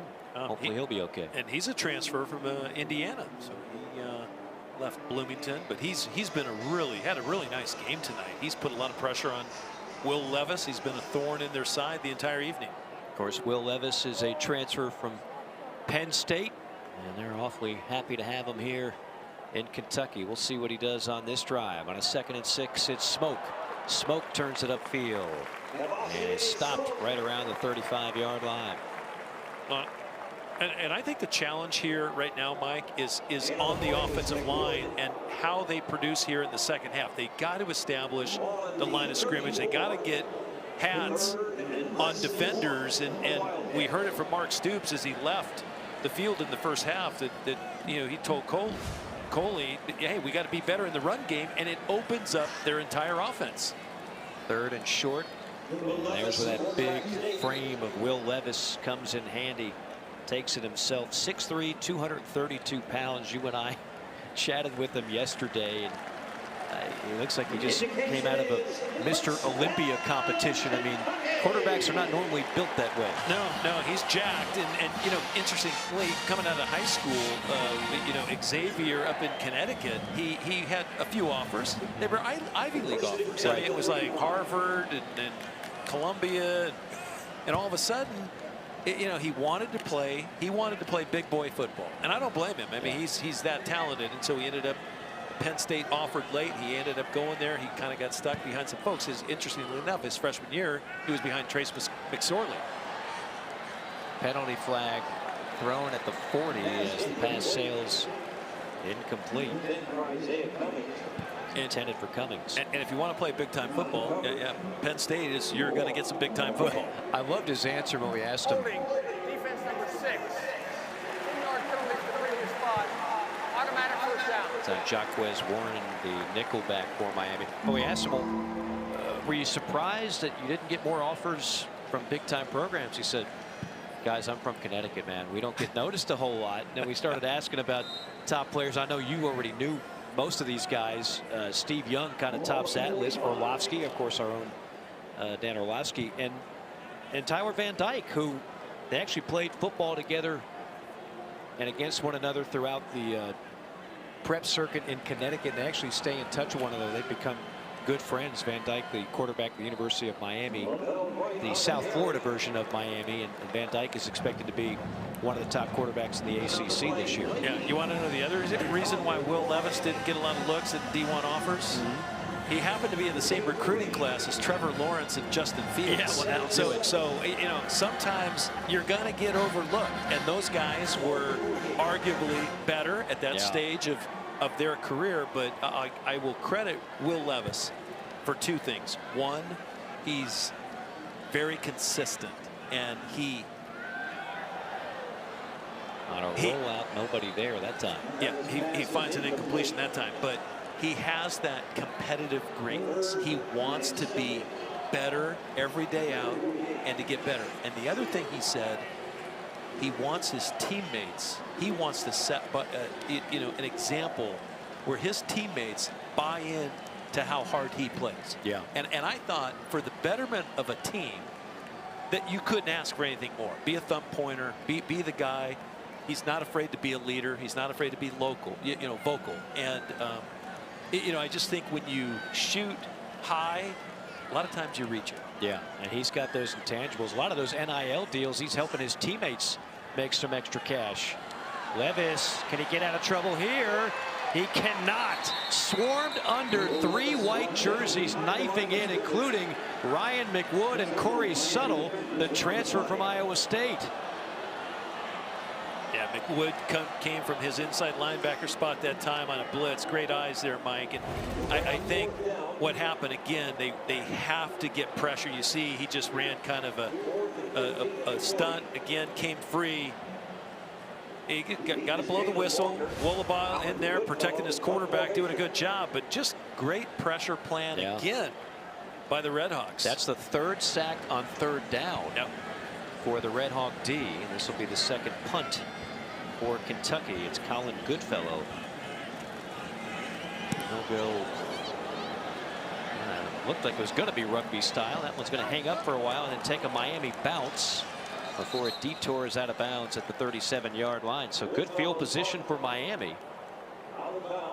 Down 2 scores with 5:46 to go, 3rd quarter. So there's Mark Stoops sitting on 59 wins. A win tonight would mean number 60. That would tie him with Paul Bear Bryant for the most all-time in Kentucky history. And again, there's a classic photo right there. I mean, that's when college football is college football. Ramsey, back from 1946 to 1953, before the Bear made the Junction Boys famous at A&M, before he put Alabama at a historic level. He did great things here in Lexington, multiple SEC titles, won a ton of games. And again, it's not as if he was on the hot seat, and it wasn't as if he wasn't happy at Kentucky, but he did realize that there was a man by the name of Adolph Rupp that was doing awfully good things in the sport of college basketball, and he wanted to go ahead and carve out his own niche somewhere else, and that's what he wound up doing. But just to be mentioned in the same breath as the Bear, that's high praise. Yeah, it's daunting. It really is. I like history. I like the archives. I want to know about you know, I have an intrigue of where people before us act, what they did, what were their accomplishments. And Bear Bryant, anytime I hear the name, it just you associate it with absolute greatness. Yeah. You really do on the football field. To your point, I'm like you. I'm a history junkie, and if I see a black and white photo like that, I get excited. Yeah. I was reading articles from the local papers when he left Kentucky, and I mean, that was a humongous deal. That's before we knew he was going to have the career that he had, but they were sad to see him go for obvious reasons. They're happy Mark Stoops has stuck around as long as he has. Great defense on 3rd down. Miami now just 1 for 9 on 3rd down conversions, and big old Deion Walker making his presence known on that play. Boy, I tell you what, the defensive coaches couldn't be happier. They're about as happy as Walker skipping off the field right there. The big fella true freshman out of Detroit. I mean, he comes hard right there. They brought additional pressure off the edge, and Deion Walker he finished the play, and that is a key for a freshman. The analogy that Brad White made, I've never heard it, but I love the term. He has a dancing bear quality. Yeah, it was great. Who wouldn't want to have a dancing bear quality when you're 335 pounds? Line drive punt fielded at the 23. Reversing field, getting to the edge and turning it upfield at the 40 and down near midfield. Great return by Tayvion Robinson. Boy, Kentucky's special teams have been outstanding tonight. Well, and that's the speed of the SEC right there. They flashed on Miami of Ohio. And again, Robinson catching the edge right here. They set up some blocks. They stay off people. No clipping, nothing illegal, and just really a nice run that time, set up by a nice wall of blockers. 26-yard return puts Kentucky in plus territory to start this drive.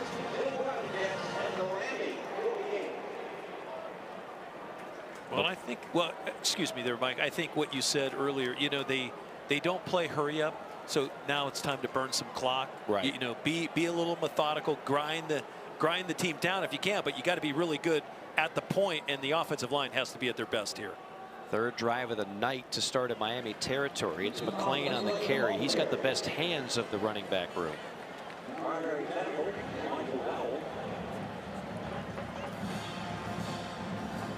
McClain, a junior out of Fairfield, Ohio. You know, when they get Rodriguez back, you got Rodriguez, Smoke, McClain.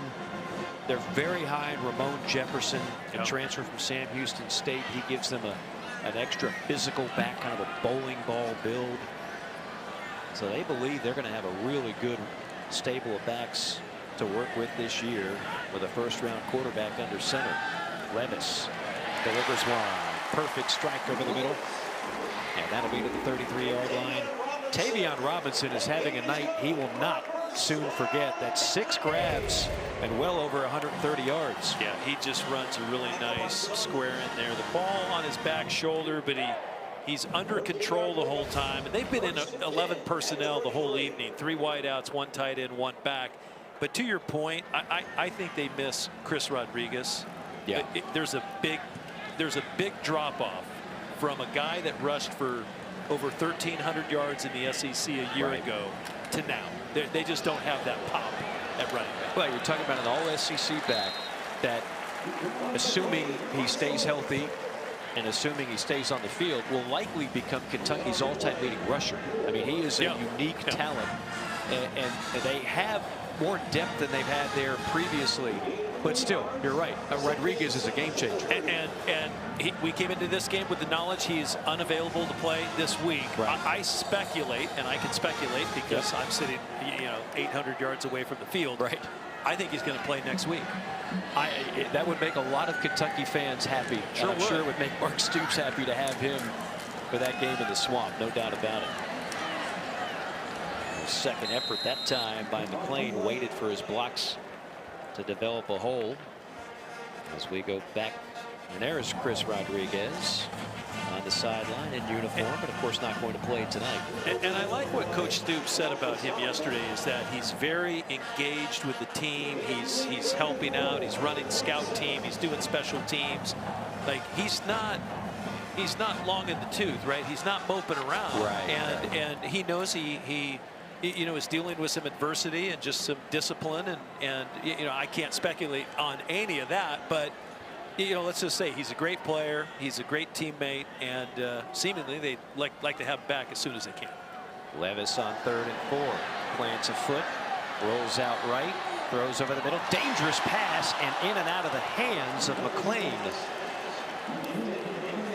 It's great. You say dangerous pass, and I say the new era, because Patrick Mahomes makes that play all the time, and you go, oh, it used to be dangerous. This was a cardinal sin, right? When Ramsey threw it, don't ever throw it across the grain of the field, right? It's like coaches drill it into your head.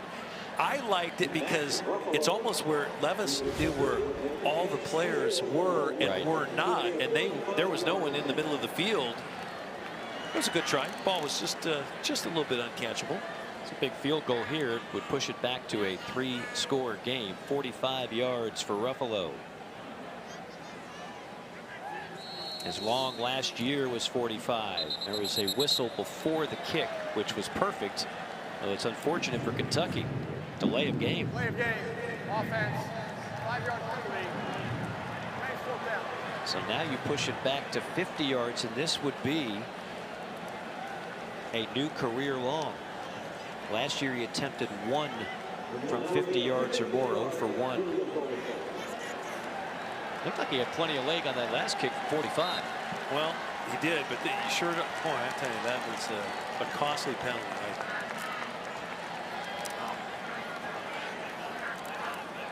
Ruffalo, the senior.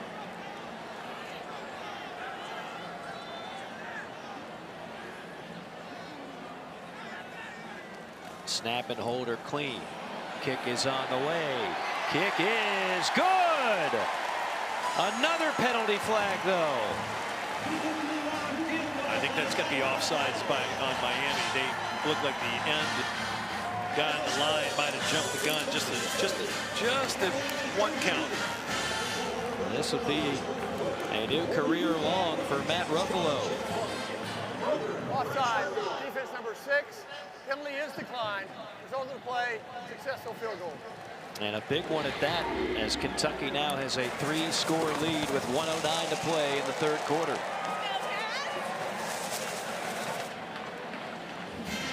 That's a heck of a boot by Ruffalo. Yeah. Really got all of it. Timed it well, got the ball up. I mean, he drilled that. No wind to speak of right now. It's all leg. He didn't get any help to his back. And I'm happy we had a clean game. We were expected to have showers. I know Coley Harvey's awfully happy we didn't have showers. So am I. He had his rain gear. So just in case something breaks out late, Coley will be prepared. Coley, you're staying dry tonight. Maybe a little perspiration from the humidity, but other than that, you're good, right? Oh, man, I am so good right now. Look at this. I mean, there's not a drop. Actually, I just saw 1 drop. Oh, no. But it's just drizzling right now. That's the good thing. It's been nice and dry. We were supposed to get rain all day. Did not happen.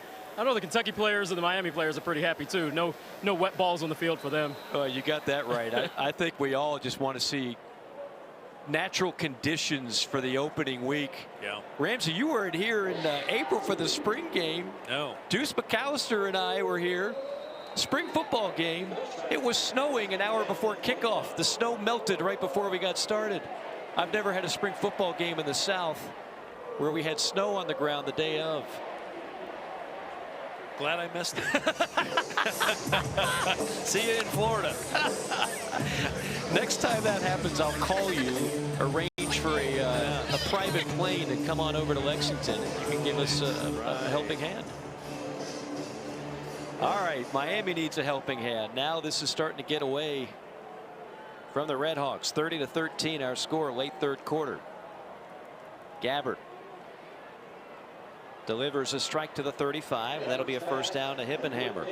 11 yards for the top wideout tonight for the Redhawks. Yeah, and I left Gabbert there and hurry up now. But again, that long throw, strong arm. Hippenhammer's really been a nice target for him all night. On the carry, Tracy. It's Kenny Tracy on the carry. Justin Rogers. These kind of games are great for a team like Miami. Yeah. We talked about some of the prowess of the MAC, and I think people have become so familiar with that league, with the exposure they get in November, part of MACtion on ESPN. But to go on the road, to play an SEC team, this is a great way to figure out what you have, what you need to work on, where you stand going forward for a team that, again, is projected to be in the MAC championship game. Pitch to the far side, and thrusting up to the 44-yard line is Shelton Phillips on the tackle, and what will be the final play of quarter number 3. 3rd quarter dominated by the hometown Wildcats. Special teams, defense, offense, everything bouncing back in a big way for Big Blue. In Lexington, great crowd at Kroger Field, lively environment. Tailgating game has really improved here over the last decade. We got here hours before the kick, and they were lined up, tents, grills, cornhole, you name it, rocking and rolling and ready for another successful Kentucky football season. It's not common to see Kentucky with a little number next to their name preseason, but Kentucky came into this year preseason number 20 in all of college football. High expectations coming off another 10-win season, and even though at times the road was a little bit bumpy, still trying to figure some things out. O-line, where your best receivers are, but all in all, a great effort tonight for Kentucky. Yeah, and my assessment of Kentucky is what they found out. That they're going to flip on the film and find out they have depth across the board. And they've got a hit in the backfield and a forced fumble by J.J. Weaver. J.J. Weaver, who has become one of the most likable young men in the Southeastern Conference. Born with 6 fingers on one hand, is well talked about. And he is a guy that has just gotten better year by year, and he's got the best diet maybe of any college football player, because he has been taking painstaking efforts to eat as much as he possibly can to put on that weight, a problem that we all wish we had nowadays. But J.J. Weaver, he's not afraid. When he goes to the Qdoba, this is a double meat, double rice guy, okay? This is your typical day for J.J. Weaver. I mean, the breakfast could fill me up for a couple of days. And then we got a little pre-lift snack. We got a little post-lift snack. Then we got lunch. Then we got a pre-practice snack. We got a post-practice recovery. That is a huge dinner. And I'm guessing dessert is certainly in play. Man, there's carb loading, and then there's just that. That is wrecking the buffet. 3rd down and 11. Little tunnel screen, and it's blown up. Penalty flag drops. Ball hits the ground. Player for Miami hits the turf. Ripka. Trevon Ripka absolutely destroys that play before it can ever get off the ground. Yeah, Keaton Wade was there as well. Number 20, the true freshman. He is going to be a special player. Eligible receiver downfield. Offense number 8. That penalty will be declined. It's 4th down. Yeah, take a look at how they pursued the football here and try to get that bubble screen, and then all of a sudden Wade comes flying up from his defensive back position. Ripka's well there, and I mean, that's just a jarring hit. Wow. You know what, going back to my observation, Kentucky learned something tonight. They have depth. I believe Brad White, the defensive coordinator, is going to be very happy. A lot of the young guys stepped up, and they flashed tonight. So he knows some guys can play, and they're going to have to play early and often. Robinson, boy, he's fun to watch in the return game. It has been all Kentucky for much of this second half. 30-13 our score.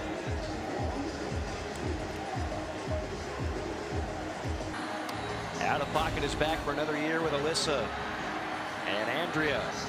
They'll take you inside the world of SEC sports with laid-back interviews, lots of laughs, and Alyssa Lang's signature passion for finding the best food in the SEC. Wednesday at 7 o'clock Eastern time on the SEC Network. We found some good food last night. Now, we don't have, unfortunately, the same diet as J.J. Weaver. If we did, we would have ran up a monstrous bill at the local steakhouse, but we did okay nonetheless. Some good eats in these parts here in Lexington.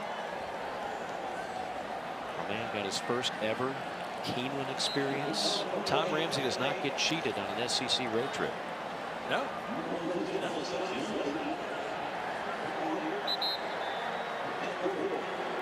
It's McClain down now. Tom McClain, talked about him earlier. They love his hands out of the backfield, kind of a change of pace back. Take a timeout, see if we can get an update on John McClain. 30-13 our score. That is McLean gingerly walking off the field. He was throbbing in pain earlier. As he makes his way to the Kentucky sideline. Kentucky trying to get at least one more score, feel a little more comfortable about things, leading at 30-13. Starters back on the field, led by Will Levis into the shotgun. Levis with a 4-man rush, tosses over the middle complete, and that'll be first down yardage. That is Lavelle Wright. They call him the Thumper, redshirt freshman out of Louisville, Kentucky. There's Rich Scangarello. You know, a lot of people were worried, like, oh, we lost Liam Cohen, now what do we do? Liam Cohen goes back to the NFL. Well, Rich Scangarello has been in the NFL for quite some time, much like Liam Cohen, a former 1AA coach. Yep. Much like Liam Cohen, a guy that has developed a great reputation as a play caller and quarterback coach, and just a perfect fit for what Kentucky needed. Well, he's been coaching some of the best, right? 7 years in the NFL, play caller for the Denver Broncos. He dealt with worked with a high draft pick in Drew Lock coming out of Missouri, and then of course he was with San Francisco the last 2 years and worked with, I think Kyle Shanahan's one of the most innovative top play callers, along with Sean McVay. Right. And so there's that relationship, and then I've worked games in the NFL with Rich as a play caller, and I thought he did a great job, mix and run, pass, and really it's so much situational football in the NFL, but Scangarello really has a good hold, and I think Mark Stoops, I think he hit the lotto. Honest to God, I think with Scangarello and Zach Yunzer, who is coaching the O-line, they replaced as good as or better than what left, with Liam Cohen leaving and Eric Wolford going over to Alabama. I mean, you have to replace like for like in the SEC. Right, and that's not easy to do when you lose the likes of what they lost. But I thought it was interesting when we talked to Rich Scangarello about how and why Kentucky. Obviously, he was in a very good situation in San Francisco. Yeah.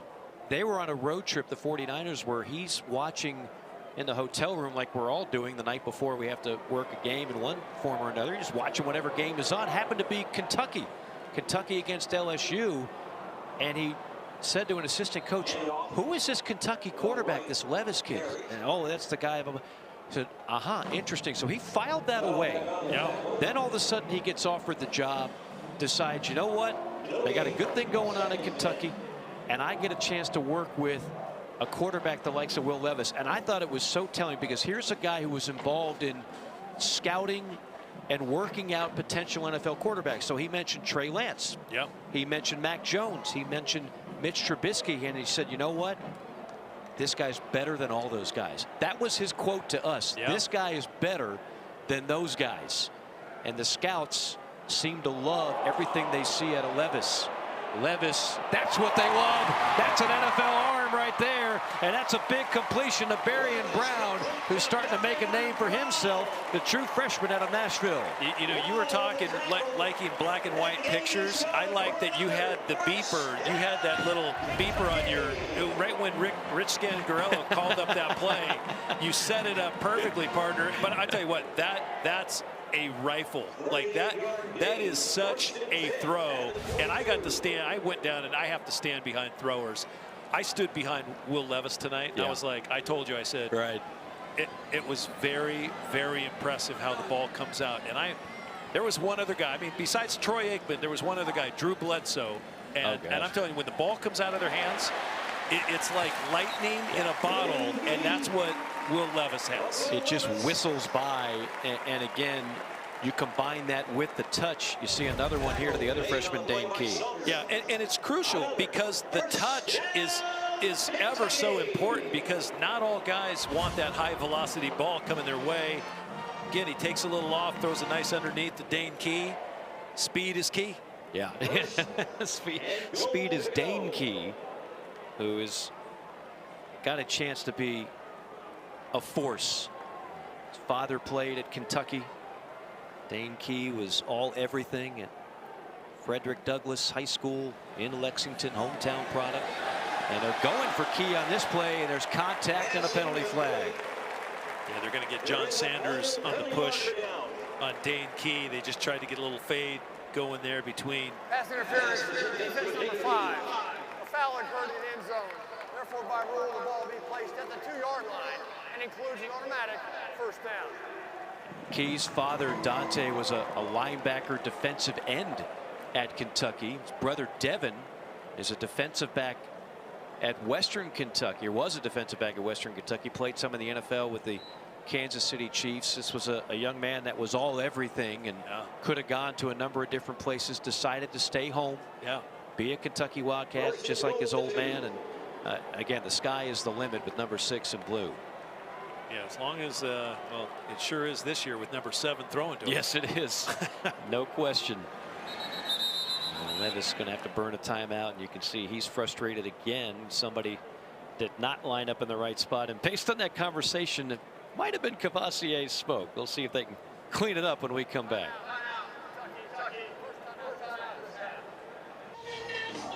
Well, tough love is still love, and sometimes when you're a quarterback and one of your teammates is not aligned properly, you got to give a little piece of your mind. And that's what happens here. Yep, and I think, you know, here is where Levis shows his leadership, comes over and says, hey, man, you know what? It's all right. We'll get it fixed. We'll get lined up.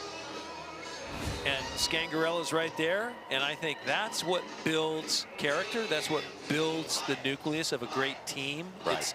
It's effective communication. It's always that time of year where I feel obligated to point out no preseason in college football, right? You can't work those things out in a preseason game. See what they work out here on 1st and goal. Out of the gun, Levis. Fakes it to Smoke, tosses, and a little high. Intended for Justin Dingle.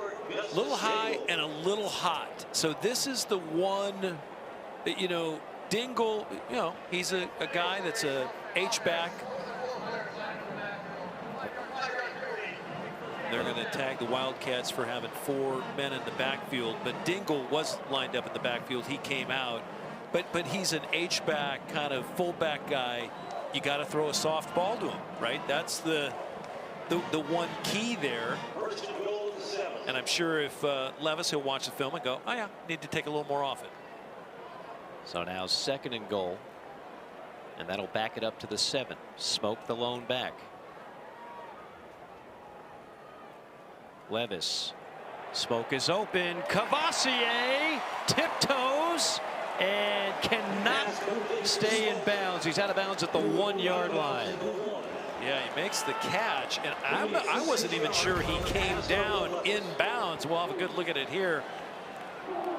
Throws just a quick arrow route. Yep.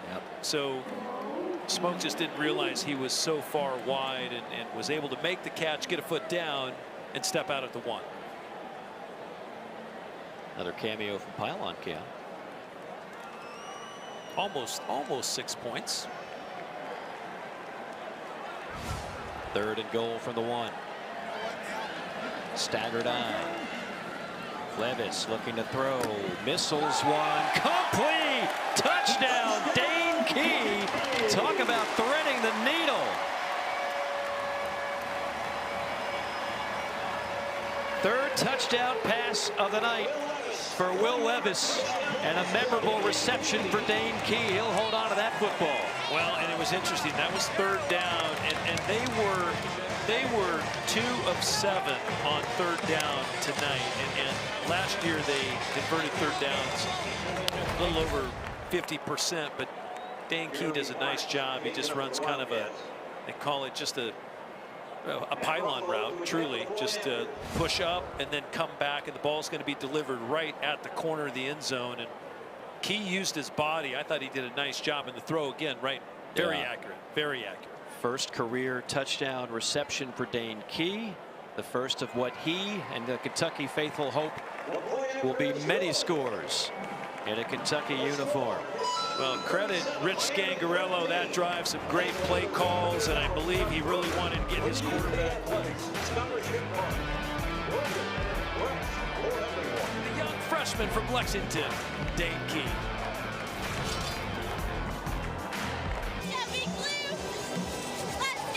A lot more things to celebrate right now for Kentucky, up 37-13.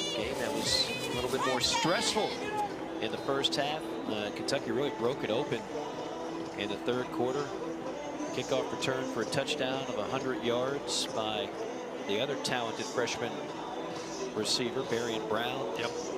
Also had a big turnover on the defensive side in plus territory, and that helped take some of the pressure off Will Levis in this offense, which is again playing without all SEC tailback Chris Rodriguez, and still weaving a couple of freshmen into the lineup. And so I think all things considered, you know, we always judge these kind of games, Tom, not just on win-loss, but style, right? Yeah, you have to. It's a bit of a beauty contest, and I've done enough games here in the early part of the year where Kentucky has struggled to get the style points. They always pick up the win, but they struggled a bit. I think tonight they picked up some style points. I think tonight there's a lot to feel good about going into a huge clash next week against Florida. Yeah. And you know, listen, I asked the coaches in the meeting, right? Are you looking ahead?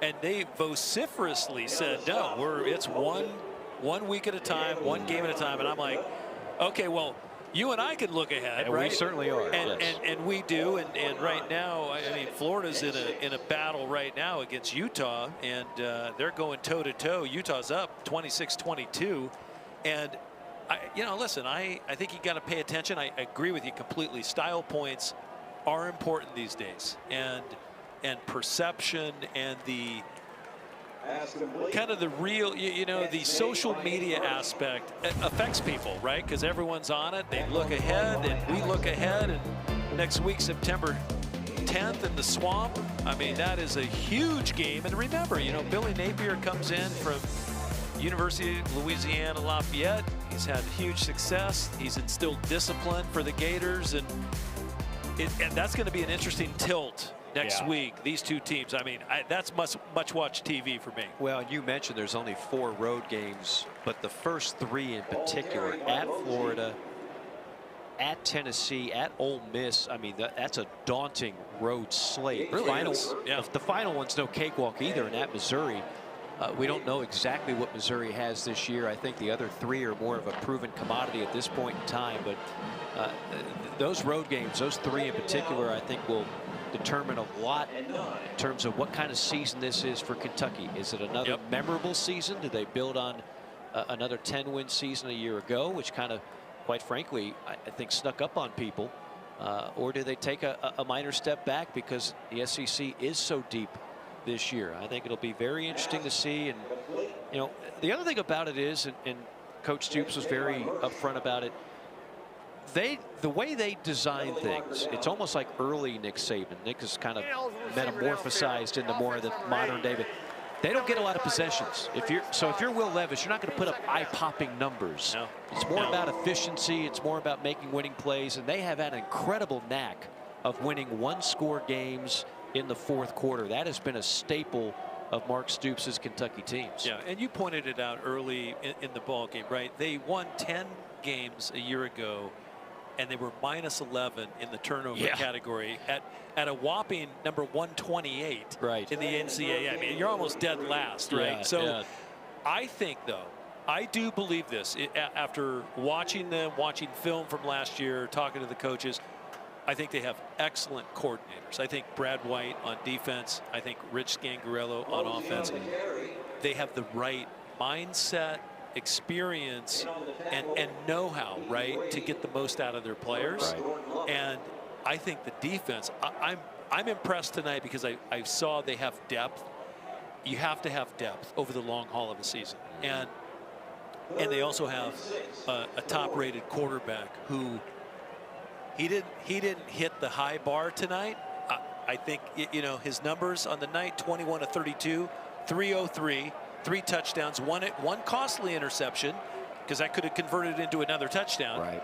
But what did I say yesterday? I said, listen, if he throws for 120 yards and they win, he might still be a really top-tier quarterback. Sure. But the fact he went over 300, everyone's going to pay attention to that. And then next week's game becomes more important, because if they get over the hump, that's going to be impressive for the league race. Well, and if he shows out in that game, that'll just be another. I mean, really, you got 2 quarterbacks. Anthony Richardson is very high on a lot of people's lists for Florida. It's a very deep year for quarterback play in the SEC. Hendon Hooker. Yep. Of course, the defending Heisman Trophy winner, and Bryce Young. You got Will Rogers at Mississippi State. It's a deep, deep league. Spencer Rattler. Yeah, Rattler South coming Carolina. in from Oklahoma. Yeah. He's down in South Carolina. They just went up by 2 scores. So they can breathe easy. a little easier over there at Billy Bryce Stadium. Yeah, yeah. And we were talking a moment ago about Notre Dame on off camera, but I was just like, Notre Dame is just always factoring in, right? Just in the national picture. They just do. And Notre Dame leading near the end of the third quarter, 10-7 over Ohio State. I think you're spot on about Brad White. I can't imagine he's not going to start fielding coaching offers out there. If they win 10 games, here's my prediction. They win 10 games this year, he'll get a big fat job somewhere. Yeah. And I don't know where, but it'll be awfully enticing to him.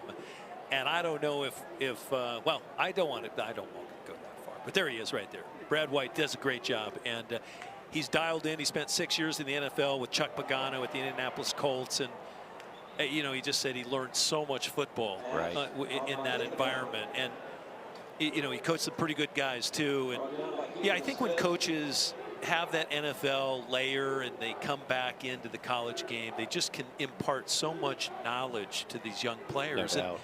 And you know, let's face it, the complexity of college football, right? Good news. You and I were, it was like, you know, amen to the football gods yesterday. The CFP committee is going to open up, finally, you know, to 12 teams in 2000. Wait, not everyone jumped the gun. 2026, but as soon as 2024, Gappert again just really has played his heart out tonight. Took another shot there.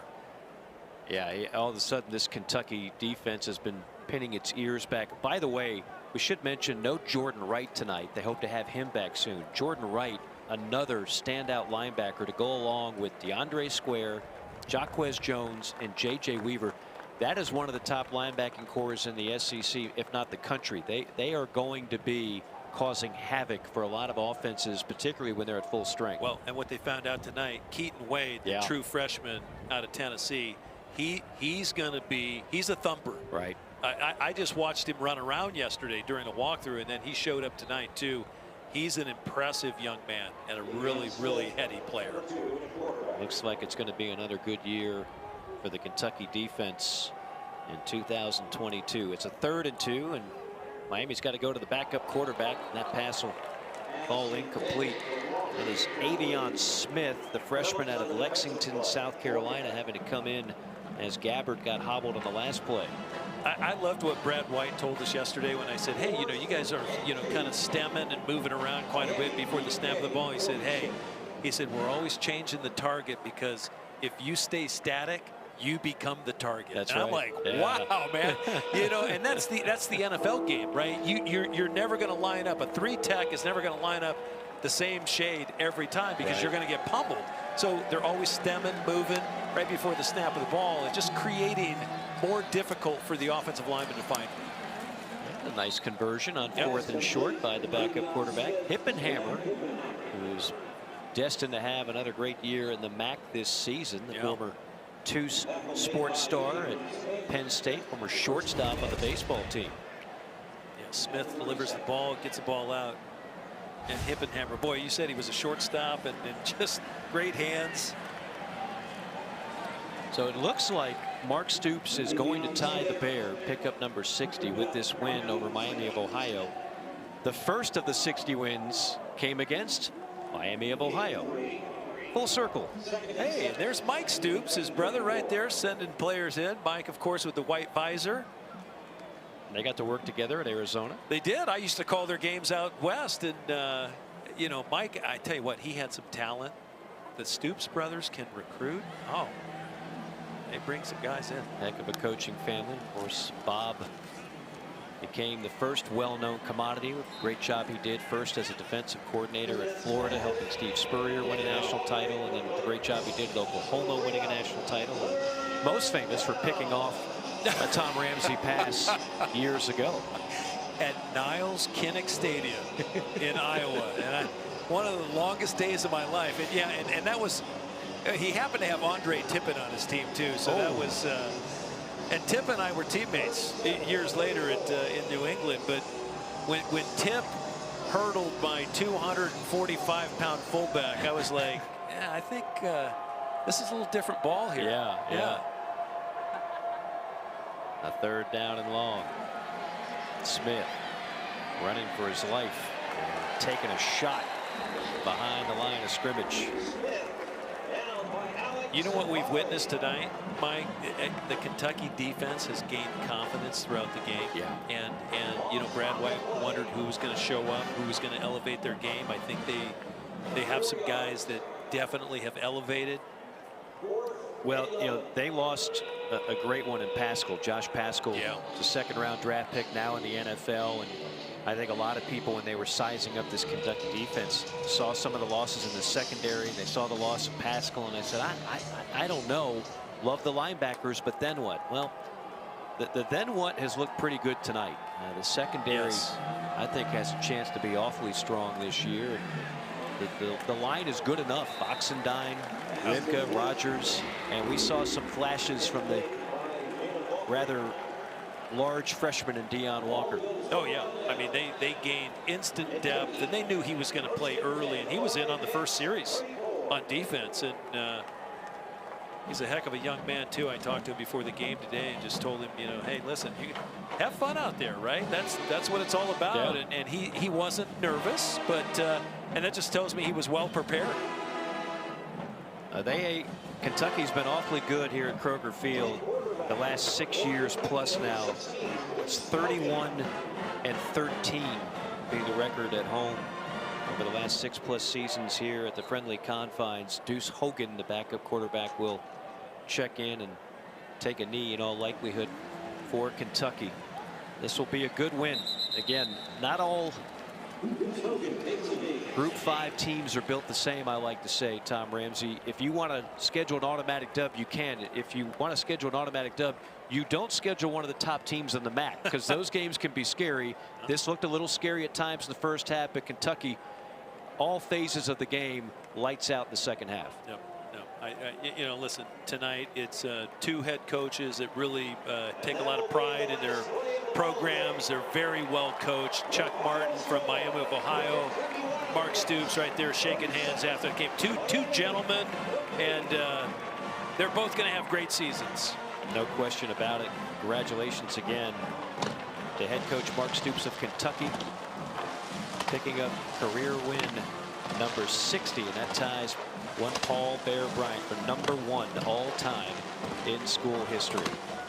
Really remarkable. Yeah, I mean, that's just a great note, factoid. And you know, listen, we got to see a quarterback tonight that I think we're going to see a lot of in the future and for many years to come.